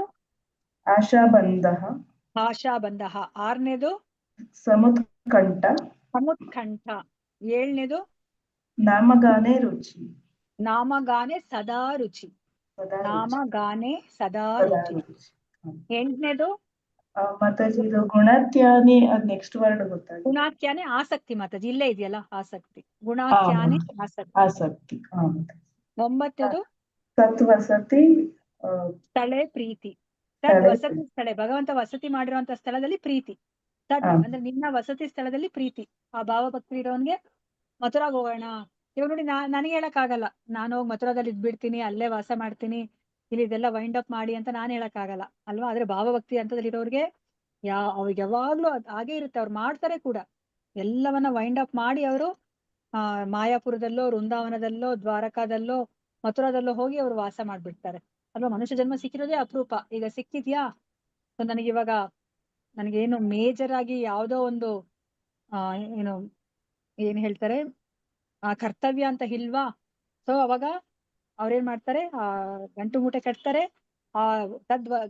ತದ್ವಸತಿ ಸ್ಥಳೆ ಏನು ಅವ್ರಿಗೆ ಆಸಕ್ತಿ ಅನ್ನೋದು ಅವ್ರಿಗೆ ಇರುತ್ತೆ. ಪ್ರೀತಿ ತದ್ವಸತಿ ಸ್ಥಳೆ ಪ್ರೀತಿ. ಆ ಭಗವಂತನ ವಾಸ್ತವದ ಮೇಲೆ ಅಷ್ಟು ಪ್ರೀತಿ ಇರುತ್ತೆ. ಅವರು ಡಿಸಿಷನ್ ತಗೋತಾರೆ. ಡಿಸಿಷನ್ ತಗೊಂಡ್ಬಿಟ್ಟು ಅವ್ರು ಹೋಗ್ತಾರೆ, ಫರ್ಮ್ ಡಿಸಿಷನ್ ತಗೊಂಡು ಹೋಗ್ತಾರೆ. ಸೊ ಇವಾಗ ನಮ್ಗೂನು ಸಹ ನಮ್ಮ ಭಕ್ತಿ ವೃಕ್ಷದಲ್ಲಿರೋ ಒಬ್ರು ಮಾತಾಜಿ, ಲೀಲಾವತಿ ಮಾತಾಜಿ ಅಂತ ಇದ್ದಾರೆ. ಅವರು ಇವಾಗ ವೃಂದಾವನದಲ್ಲಿ ಅವರು ವಾಸ ಮಾಡ್ತಾ ಇದ್ದಾರೆ. ಸೊ ಅವರೆಲ್ಲ ವೈಂಡ್ ಅಪ್ ಮಾಡಿ ಅವರು ಮಂಗಳೂರು ಕಡೆ ಇದ್ದವರು ಅಲ್ಲೇ ಹೋಗಿ ಇರ್ಬೇಕು ನಾನು ಅಂತ ಹೇಳ್ಬಿಟ್ಟು ಹೋಗಿ ಇದ್ದಾರೆ. ನೋಡಿ ಆತರ ಇದ್ದಾರೆ. ಇವಾಗ ನಾನು ಯಾವಾಗ್ಲೂ ಎಕ್ಸಾಂಪಲ್ ಕೊಡೋ ಹಾಗೇನೆ ನಿಮ್ಗೆ ಐಶ್ವರ್ಯ ಮಾತಾಜಿನೂ ಸಹ ಈಗ ಅವರು ಕೇರಳದಲ್ಲಿ ಇದ್ದವರು ಈಗ ಮಂಗಳೂರಲ್ಲಿ ಫುಲ್ ಟೈಮ್ ಡಿವೋಟಿ ಆಗಿ ಅವ್ರ ಸಂಸಾರದ ಸಮೇತ ಅವ್ರ ಹಸ್ಬೆಂಡ್ ಮತ್ತೆ ಚಿಕ್ಕ ಮಗು ಎಲ್ಲರನ್ನೂ ಸಹ ಇವಾಗ ಅಲ್ಲಿ ಬಂದಿದ್ದಾರೆ. ಮತ್ತೆ ಅಂಕಿತ್ ಪ್ರಭುಜಿ ಅವ್ರು ನಮ್ ಬ್ಯಾಚ್ ಅವರೇನೆ. ನಾವು ಸ್ಟಾರ್ಟ್ ಮಾಡಿದಾಗ್ಲೇ ಅವರು ಸ್ಟಾರ್ಟ್ ಮಾಡಿದ್ದು. ಇವಾಗ ಭಕ್ತಿ ವೈಭವದಲ್ಲಿ ಇದ್ದಾರೆ. ಅವ್ರನ್ನು ಸಹ ಅವರು ಹೊಸದಾಗಿ ಮದುವೆ ಆಗಿದ್ದಾರೆ. ಅವರು ಬಿಟೆಕ್ ಏನ್ ಹೇಳ್ತಾರೆ IIT ಯಲ್ಲಿ ಇಂಜಿನಿಯರಿಂಗ್ ಮುಗಿಸಿರೋರು. ಅವ್ರು ಇವಾಗ ತಮ್ಮ ಹೆಂಡತಿ ಜೊತೆ ಅವ್ರು ಇವಾಗ ಫುಲ್ ಟೈಮ್ ಡಿವೋಟಿ ಆಗಿ ಅವರು ಮಂಗಳೂರಲ್ಲಿದ್ದಾರೆ. ನೋಡಿ ಆತರ ತದ್ವಸತಿ ಸ್ಥಳ ಪ್ರೀತಿ ಎಷ್ಟು ಬೇಗ ಡಿಸಿಷನ್ ತಗೊಂಡಿದ್ದಾರೆ. 5 ವರ್ಷದಲ್ಲೇನೆ ಅಷ್ಟು ಬದಲಾವಣೆ ಅಲ್ವಾ. ಸೊ ಇದನ್ನ ಅಂದ್ರೆ ಅವರೆಲ್ಲರನ್ನು ಅಂತಹ ಒಂದು ಹಂತಕ್ಕೆ ಹೋಗಿದ್ದಾರೆ. ಅಷ್ಟು ಸೀರಿಯಸ್ ಆಗಿ ತಗೊಂಡಿದ್ದಾರೆ ಈ ಒಂದು ಭಕ್ತಿ ಮಾರ್ಗವನ್ನ. ಇವಾಗ ನಮ್ಗೆ ಅಂತ ಹೇಳ್ತಾ ಇದ್ದಾಗ ನನಗೇನೆ ಸೊ ನನಗೆ ಹೆಂಗೆ ಅಂತಂದ್ರೆ ಇವಾಗ ಊಟದ ಜೊತೆ ಉಪ್ಪಿನಕಾಯಿ ತರ ಅಷ್ಟೇ ಈ ಭಕ್ತಿ. ಅವ್ರಿಗೆ ಆ ಊಟದಲ್ಲಿ ಮೇನ್ ಡಿಶೇ ಆ ಭಕ್ತಿ ಅನ್ನೋ ತರ. ನನಗೆ ಬರೀ ಉಪ್ಪಿನಕಾಯಿ ಒಂದ್ ಸ್ವಲ್ಪ ಇರ್ಲಿ ಈ ಭಕ್ತಿ ಅನ್ನೋದು ನನ್ನ ಜೀವನದಲ್ಲಿ ಅನ್ನೋ ತರ ಇಟ್ಕೊಂಡಿದೀನಿ ಅಲ್ವಾ. ಆದ್ರೆ ಅವರೆಲ್ಲನೂ ಸಹ ಭಕ್ತಿಯನ್ನೇ ಜೀವಾಳ. ಅವರ ಏನ್ ಹೇಳ್ತಾರೆ ಹಾರ್ಟ್ ಅಂಡ್ ಸೋಲ್ ಅಂತ ಏನ್ ಹೇಳ್ತೀವೋ ಆ ತರ, ಅದೇ ಜೀವನಾಡಿ ತರ ಅವ್ರು ಇಟ್ಕೊಂಡಿದ್ದಾರೆ. ಅದೇ ಉಸಿರು, ಅವರ ಜೀವನದ ಉಸಿರೇ ಆ ಭಕ್ತಿ ಅಂತ ಅವ್ರು ಇಟ್ಕೊಂಡಿದ್ದಾರೆ. ಇವಾಗ ನಾವು ಸಮುತ್ಕಂಠವನ್ನ ನಾವು ತಿಳ್ಕೊಳ್ಳೋಣಂತೆ. ಸೊ ಅವ್ಯರ್ಥ ಕಾಲತ್ವಂ, ಶಾಂತಿ, ವಿರಕ್ತಿ, ಆಶಾ ಬಂಧ, ಸಮುತ್ಕಂಠ, ನಾಮಗಾನೆ ಸದಾ ರುಚಿ. ನೆಕ್ಸ್ಟ್ ಅದು ನೋಡೋಣ. ಸೊ ಸಮುತ್ಕಂಠ ಯಾರಾದ್ರೂ ಓದಿ. ಹರೇ ಕೃಷ್ಣ ಮಾತಾಜಿ. ಓದಿ ಮಾತಾಜಿ. ಹರೇ ಕೃಷ್ಣ. ಧನ್ಯವಾದ. ಸಮುತ್ಕಂಠ ಭಕ್ತಿ ಸೇವಾ ಪ್ರಕ್ರಿಯೆಯಲ್ಲಿ ಜಯ ಗಳಿಸಲು ವ್ಯಕ್ತಿಯು ಸಾಕಷ್ಟು ತವಕ ತೋರಿದಾಗ ಆ ಉತ್ಕಂಠತೆ ಎಂದು ಅರ್ಥ. ವಾಸ್ತವವಾಗಿ ಈ ಉತ್ಕಂಠತೆಯು ಕೃಷ್ಣ ಪ್ರಜ್ಞೆಯಲ್ಲಿ ಯಶಸ್ವಿಯಾಗಲು ತೆರಬೇಕಾದ ಬೆಲೆ. ಪ್ರತಿಯೊಂದಕ್ಕೂ ಅಷ್ಟೋ ಇಷ್ಟೋ ಬೆಲೆ ಇದ್ದೇ ಇರುತ್ತದೆ. ಏನನ್ನೇ ಆಗಲಿ ಪಡೆಯಲಿಕ್ಕೆ ವ್ಯಕ್ತಿಯು ಬೆಲೆ ತರಬೇಕು. ಬಹು ಬೆಲೆ ಬಾಳುವ ಕೃಷ್ಣ ಪ್ರಜ್ಞೆಯನ್ನು ಪಡೆಯಲು ವ್ಯಕ್ತಿಯು ಉತ್ಕಟ ಕಾತರವನ್ನು ಬೆಳೆಸಿಕೊಳ್ಳಬೇಕೆಂದು ವೈದಿಕ ಸಾಹಿತ್ಯದ ಕೃತಿಗಳು ಹೇಳುತ್ತವೆ. ಈ ಉತ್ಕಂಠತೆಯನ್ನು ಬಿಲ್ವಮಂಗಲ ಠಾಕೂರರು ಅವರ ಕೃತಿ ಕೃಷ್ಣಾಕರ್ಷಣಾಮೃತದಲ್ಲಿ ಕರ್ಣಾಮೃತದಲ್ಲಿ ಬಹು ಚೆನ್ನಾಗಿ ವ್ಯಕ್ತಪಡಿಸಿದ್ದಾರೆ. ಅವರು ಯಾರ ದೇಹದ ಸೌಂದರ್ಯವು ಇಡೀ ಜಗತ್ತಿನ ಮನಸ್ಸನ್ನು ತನ್ನೆಡೆಗೆ ಸೆಳೆದುಕೊಂಡಿದೆಯೋ, ಯಾರ ಕಣ್ಣುಗಳು ಕಪ್ಪು ವರ್ಣದ ದಟ್ಟ ಹುಬ್ಬುಗಳಿಂದ ಶೋಭಿಸುತ್ತಿದ್ದು ಅರಳಿದ ತಾವರೆಗಳಂತೆ ಕಾಣುತ್ತಿವೆಯೋ, ಅವರು ತನ್ನ ಕುಡಿಗಣ್ಣ ನೋಟವನ್ನು ಭಕ್ತರ ಮೇಲೆ ಬೀರುತ್ತಾ ಕಣ್ಣಾಲಿಗೆಗಳನ್ನು ಅತ್ತಿತ್ತ ಚಲಿಸುವನೋ ಅವನ ನೇತ್ರಗಳು ಸದಾ ಆರ್ದ್ರವಾಗಿವೆ. ಅವನ ತುಟಿಗಳು ತಾಮ್ರವರ್ಣದವು. ಇಂತಹ ತುಟಿಗಳಿಂದ ಹೊರಹೊಮ್ಮುವ ಶಬ್ದವಾಹಿನಿಯು ಮದಿಸಿದ ಆನೆಯನ್ನು ಮೀರಿಸಿದ ಮದವನ್ನು ವ್ಯಕ್ತಿಯಲ್ಲಿ ಉಂಟು ಮಾಡುತ್ತದೆ. ಈ ಎಲ್ಲ ಗುಣಗಳುಳ್ಳ ವ್ಯಕ್ತಿಯನ್ನು ನಾನು ವೃಂದಾವನದಲ್ಲಿ ಕಾಣಬಯಸುತ್ತೇನೆ. ಹರೇ ಕೃಷ್ಣ. ಹರೇ ಕೃಷ್ಣ ಮಾತಾಜಿ ಅಲ್ವಾ. ಸಮುತ್ಕಂಠ ಇಲ್ಲಿ ನಮ್ಮ ಏನನ್ನ ಹೇಳ್ತಾ ಇದಾರೆ, ನಾವ್ ಏನನ್ನೇ ಪಡ್ಕೋಬೇಕಂದ್ರೆ ಏನಾದ್ರೂ ಒಂದು ಬೆಲೆನ ಕೊಡ್ಲೇಬೇಕು ಅಲ್ವಾ? ನಿಮ್ಗೆ ಸುಮ್ನೆ ಬರುತ್ತಾ? ಸುಮ್ನೆ ಇಲ್ಲ ಯಾವ್ದು ಮಾತಾಜಿ. ಬರ್ಲಿಕ್ಕೆ ಸಾಧ್ಯ ಇಲ್ಲ. ಏನಾದ್ರೂ ಒಂದು ಅದಕ್ಕೆ ಒಂದು ತೆರನಾದ ಬೆಲೆಯನ್ನ ನಾವು ಕೊಡ್ಲೇಬೇಕಾಗತ್ತೆ. ಈಗ ನಮ್ಗೆ ಇವಾಗ ಈ ಕೃಷ್ಣನ ಪ್ರೀತಿ ಬೇಕು ಅಂತಂದ್ರೆ ನಮ್ಗೆ ಸುಮ್ನೆ ಸಿಗುತ್ತಾ? ನಾನು ಸುಮ್ನೆ ಒಂದ್ ಕಡೆ ಕುತ್ಕೊಂಡ್ಬಿಟ್ರೆ ಕೃಷ್ಣ ಪ್ರೀತಿ ಕೊಡ್ತಾನೆ ಅಂತಂದ್ರೆ ಆಗತ್ತಾ? ಇಲ್ಲ ಮಾತಾಜಿ, ಆಗಲ್ಲ. ಇಲ್ಲ ಅಲ್ವಾ? ನಾವಿವಾಗ ಕುರುಕ್ಷೇತ್ರ ಯುದ್ಧದಲ್ಲಿ ನಾವ್ ಏನ್ ನೋಡಿದ್ವಿ? ಅರ್ಜುನ ಒಂದ್ ಕಡೆ ಸುಮ್ನೆ ಕುತ್ಕೊಂಡ್ಬಿಟ್ರ? ಅಲ್ಲಿ ನಮ್ಗೆ ಇಲ್ಲ ಜಯ ಸಿಗುತ್ತೆ, ಯುಧಿಷ್ಠನಿಗೆ ಪಟ್ಟಾಭಿಷೇಕ ಆಗತ್ತೆ, ರಾಜ್ಯ ಸಿಗುತ್ತೆ ಅಂತ ಒಂದ್ ಕಡೆ ಸುಮ್ನೆ ಕುತ್ಕೊಂಡ? ಇಲ್ಲ ಮಾತಾಜಿ. ಹೋರಾಟ ಮಾಡಿದ್ರು ಅಲ್ವಾ? ಹೌದು. ಸೊ ನಾವ್ ನಮ್ಮ ಕರ್ಮವನ್ನ ಮಾಡ್ಲೇಬೇಕು. ನಮ್ಗೆ ಭಗವದ್ಗೀತೆ ಪೂರ್ತಿ ಅದನ್ನೇ ಹೇಳ್ತಾ ಇರೋದು. ನೀವು ಕರ್ಮವನ್ನ ಮಾಡ್ತಾನೆ ಇರ್ಬೇಕು. ನಿಮ್ಗೆ ನಿಗದಿತ ಕರ್ಮ. ನೀನು ವಿದ್ಯಾರ್ಥಿ ಆಗಿದ್ರೆ ವಿದ್ಯಾರ್ಥಿಯ ಕರ್ಮ, ನೀನು ಗೃಹಿಣಿ ಆಗಿದ್ರೆ ಗೃಹಿಣಿಯ ಕರ್ಮ, ತಂದೆ ಆಗಿದ್ರೆ ತಂದೆ ಕರ್ಮ, ತಾಯಿ ಆಗಿದ್ರೆ ತಾಯಿಯ ಕರ್ಮ. ಅಂದ್ರೆ ಆ ಕರ್ಮ ನಿಮ್ಗೆ ನಿಗದಿತ ಕರ್ಮ ಏನಿದೆ, ಬ್ರಾಹ್ಮಣ, ವೈಶ್ಯ, ಕ್ಷತ್ರಿಯ, ಶೂದ್ರ, ಅಥವಾ ಏನಾದ್ರೂ ಬ್ರಹ್ಮಚಾರಿ, ಗೃಹಸ್ಥ, ವಾನಪ್ರಸ್ಥ, ಸನ್ಯಾಸಿ, ಏನೇ ಒಂದು ಹಂತದಲ್ಲಿದ್ರು ನೀವು ನಿಮ್ಮ ನಿಗದಿತ ಕರ್ತವ್ಯವನ್ನ ಮಾಡ್ತಾನೆ ನೀವು ನನ್ನನ್ನ ಸ್ಮರಿಸ್ತಾ ಇರ್ಬೇಕು ಅಂತ ಹೇಳೋದು ಕೃಷ್ಣ ಅಲ್ವಾ? ಬ್ಯಾಕ್ ಗ್ರೌಂಡ್ ಅಲ್ಲಿ ನೋಡಿ, ಕೃಷ್ಣ ಅರ್ಜುನನ್ಗೆ ಏನ್ ಹೇಳ್ತಾನೆ? ಯುದ್ಧ ಮಾಡ್ತಾ ನನ್ನನ್ನ ಸ್ಮರಿಸು ಅಂತ ಹೇಳ್ತಿದ್ದಾರೆ. ಅದೇ ಕಾಲದಲ್ಲಿ ಯುದ್ಧ ಮಾಡ್ತಾ ಅದೇ ಕಾಲದಲ್ಲಿ ನೀನು ನನ್ನನ್ನ ಸ್ಮರಿಸ್ತಾ ಇರ್ಬೇಕು ಅಂತ ಹೇಳ್ತಾ ಇದಾರೆ. ಆಗ ನೀನು ನನ್ನನ್ನ ಪಡೆಯುವೆ ಅಂತ ಹೇಳ್ತಾರೆ ಅಲ್ವಾ? ನೋಡಿ, ಯುದ್ಧ ಮಾಡೋದು ಅಂದ್ರೆ ಸಾಮಾನ್ಯನಾ? ಆ ಒಂದು ಬಾಣ ಯಾವ ಕಡೆಯಿಂದ ಬೇಕಾದ್ರೂ ಬರ್ಬೋದು, ಬಿದ್ರೆ ಏನಾಯ್ತು, ಪ್ರಾಣನೇ ಹೊಟ್ಟೋಗುತ್ತೆ. ಅಂತ ಸಮಯದಲ್ಲಿ ನೀನ್ ನನ್ನನ್ನ ಜ್ಞಾಪಿಸ್ಕೊ ಅಂತಾನೆ ಕೃಷ್ಣ ಹೇಳ್ತಾ ಇರೋದು. ಇಲ್ಲಪ್ಪ ಯುದ್ಧ ಮಾಡ್ಬಿಡು ಆಮೇಲೆ ಕುತ್ಕೊಂಡು ನನ್ನನ್ನ ಜ್ಞಾಪಿಸ್ಕೊ ಅಂತ ಹೇಳ್ತಾ ಇಲ್ಲ ಅವರು. ಯುದ್ಧ ಮಾಡ್ತಾನೆ ನೀನು ನನ್ನನ್ನ ಜ್ಞಾಪಿಸ್ಕೊ ಅಂತ ಹೇಳ್ತಾ ಇದ್ದಾರೆ ಅಲ್ವಾ? ಹೇಗೆ ನಾನು ಇದನ್ನ ಎಕ್ಸಾಂಪಲ್ ಎಷ್ಟೋ ಸತಿ ಕೊಟ್ಟಿದ್ದೀನಿ. ಈಗ ಒಬ್ಬ ತಾಯಿ ಅಡಿಗೆ ಮನೆಯಲ್ಲಿ ಕೆಲಸ ಮಾಡ್ತಿರ್ತಾಳೆ, ಚಿಕ್ಕ ಮಗುವನ್ನ ಹಾಲಲ್ಲೋ ರೂಮಲ್ಲೋ ಮಲಗಿಸಿರ್ತಾಳೆ, ಅಡಿಗೆ ಕೆಲಸ ನಡೀತಾ ಇರುತ್ತೆ, ಆದ್ರೂನು ಅವಳ ಮನಸ್ಸೆಲ್ಲ ಎಲ್ಲಿರುತ್ತೆ? ತನ್ನ ಚಿಕ್ಕ ಮಗು, ಎಳೆ ಮಗು ಮೇಲೆ ಇರುತ್ತೆ. ಆ ಮಗು ಏನ್ ಮಾಡ್ತಾ ಇದೆ, ಸುರಕ್ಷಿತವಾಗಿದ್ಯಾ ಅಲ್ವಾ?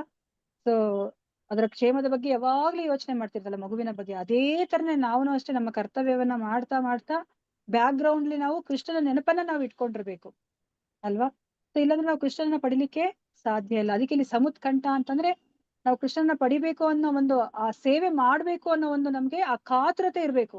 ಆ ಕಾತುರತೆ ಇಲ್ಲಾಂದ್ರೆ ನಮ್ಗೆ ಆ ಕೃಷ್ಣನ ನಾವು ಪಡಿಲಿಕ್ಕೆ ಸಾಧ್ಯ ಇಲ್ಲ. ಆ ಭಾವ ಭಕ್ತಿಯ ಹಂತದಲ್ಲಿ ಇರೋರಿಗೆ ಆ ಕಾತುರತೆ ಅನ್ನೋದು ಇರುತ್ತೆ. ಅದು ಯಾವ ತರ ಇರುತ್ತೆ? ಆ ಕಾತುರತೆ ಎಷ್ಟಿರುತ್ತೆ? ಉತ್ಕಟ ಕಾತುರತೆ ಅಂತ ಹೇಳ್ತಾ ಇದ್ದಾರೆ ಅಲ್ವಾ? ಸೊ ಇವಾಗ ನಮ್ಗೆ ನಮ್ಮ ಮಗನನ್ನ ನೋಡ್ಬೇಕು ಅಂದ್ರೆ, ಇವಾಗ ಅವನು ಫಾರಿನ್ ಇಂದ ಬರ್ತಾನೆ ಅಂತಂದ್ರೆ ಏರ್ಪೋರ್ಟ್ ಬಂದ್ಮೇಲೆ ವೆಹಿಕಲ್ ಅಲ್ಲಿ ಅವ್ನ ಮನೆಗ್ ಬರ್ತಾನೆ ಅಲ್ವಾ? ಆದ್ರೆ ನಾವೇನ್ ಮಾಡ್ತೀವಿ ಮುಂಚೆನೆ ಹೋಗಿರ್ತೀವಿ ಮಾತಾಜಿ, ತುಂಬಾ ಅಲ್ವಾ? ಬೇಗ ಅವಸರದಿಂದ ಹಾ, ಕಾಯ್ತಾ ಇರ್ತೀವಿ.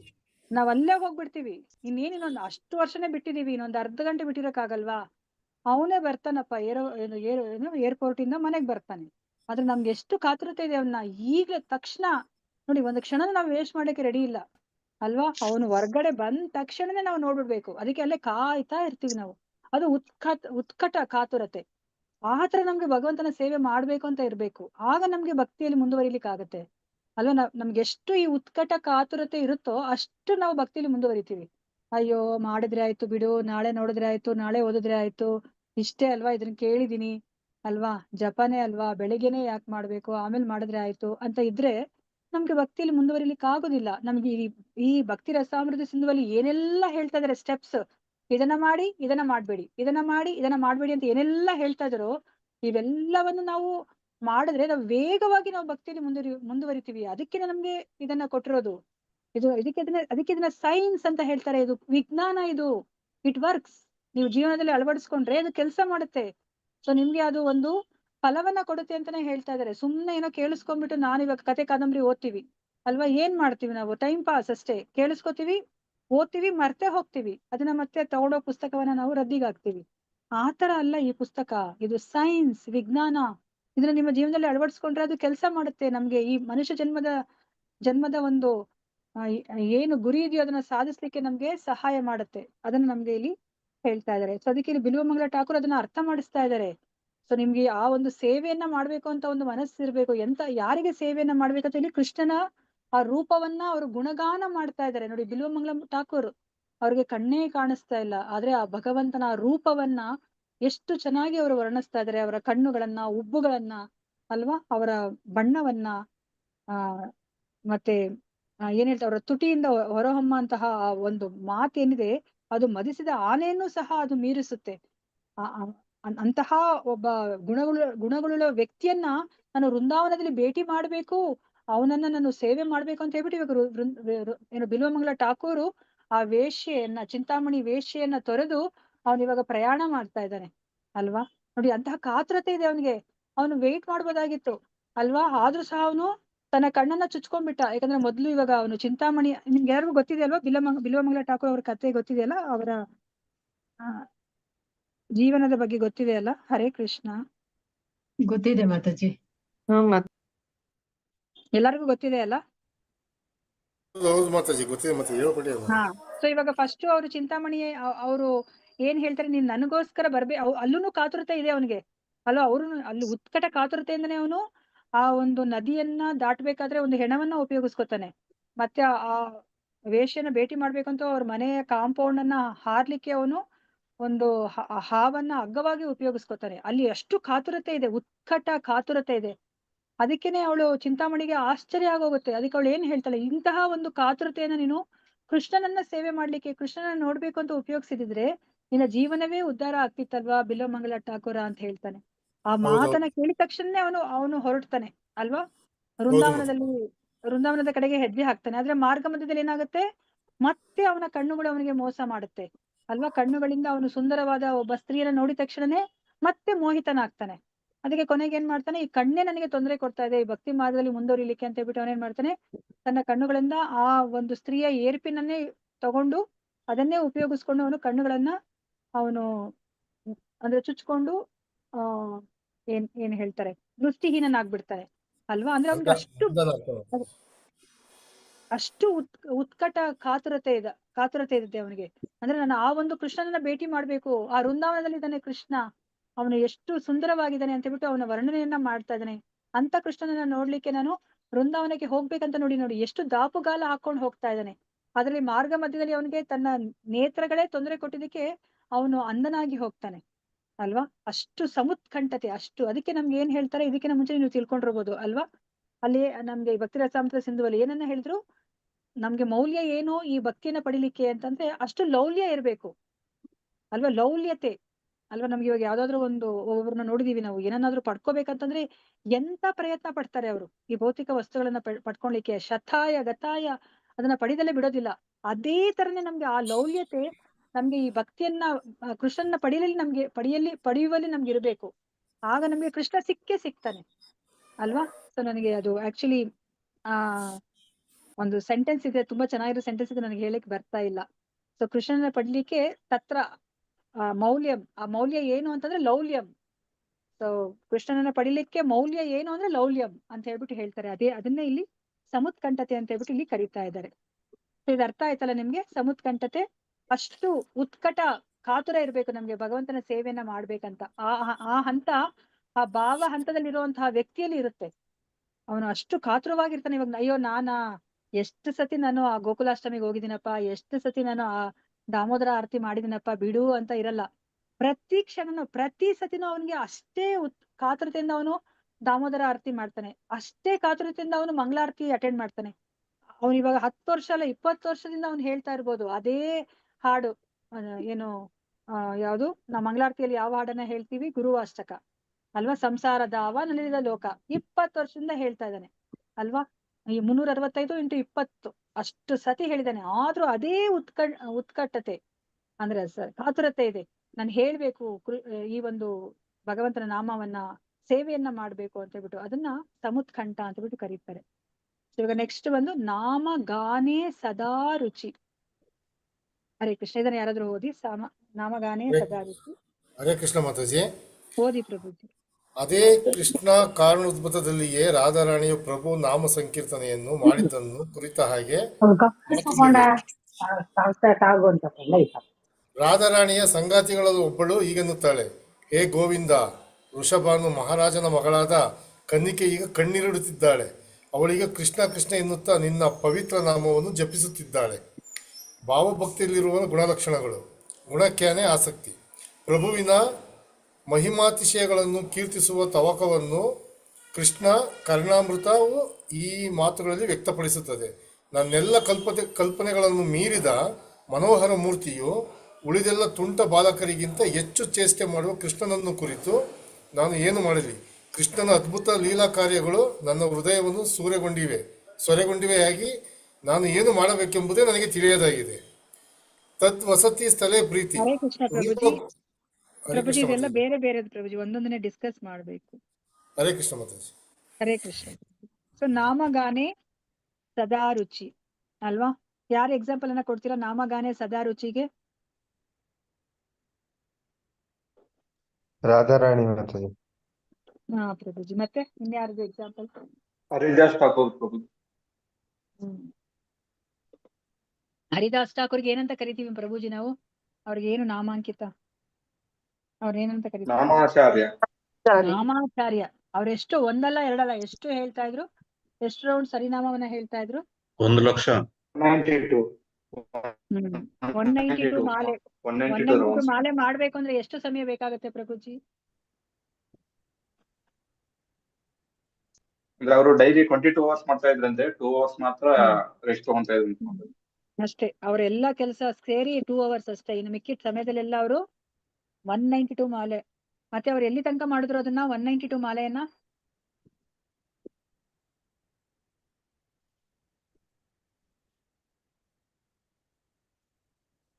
ಅವ್ರ ದೇಹವನ್ನ ಬಿಡೋ ತನಕನೂ ಮಾಡ್ತಾ ಇದ್ರು.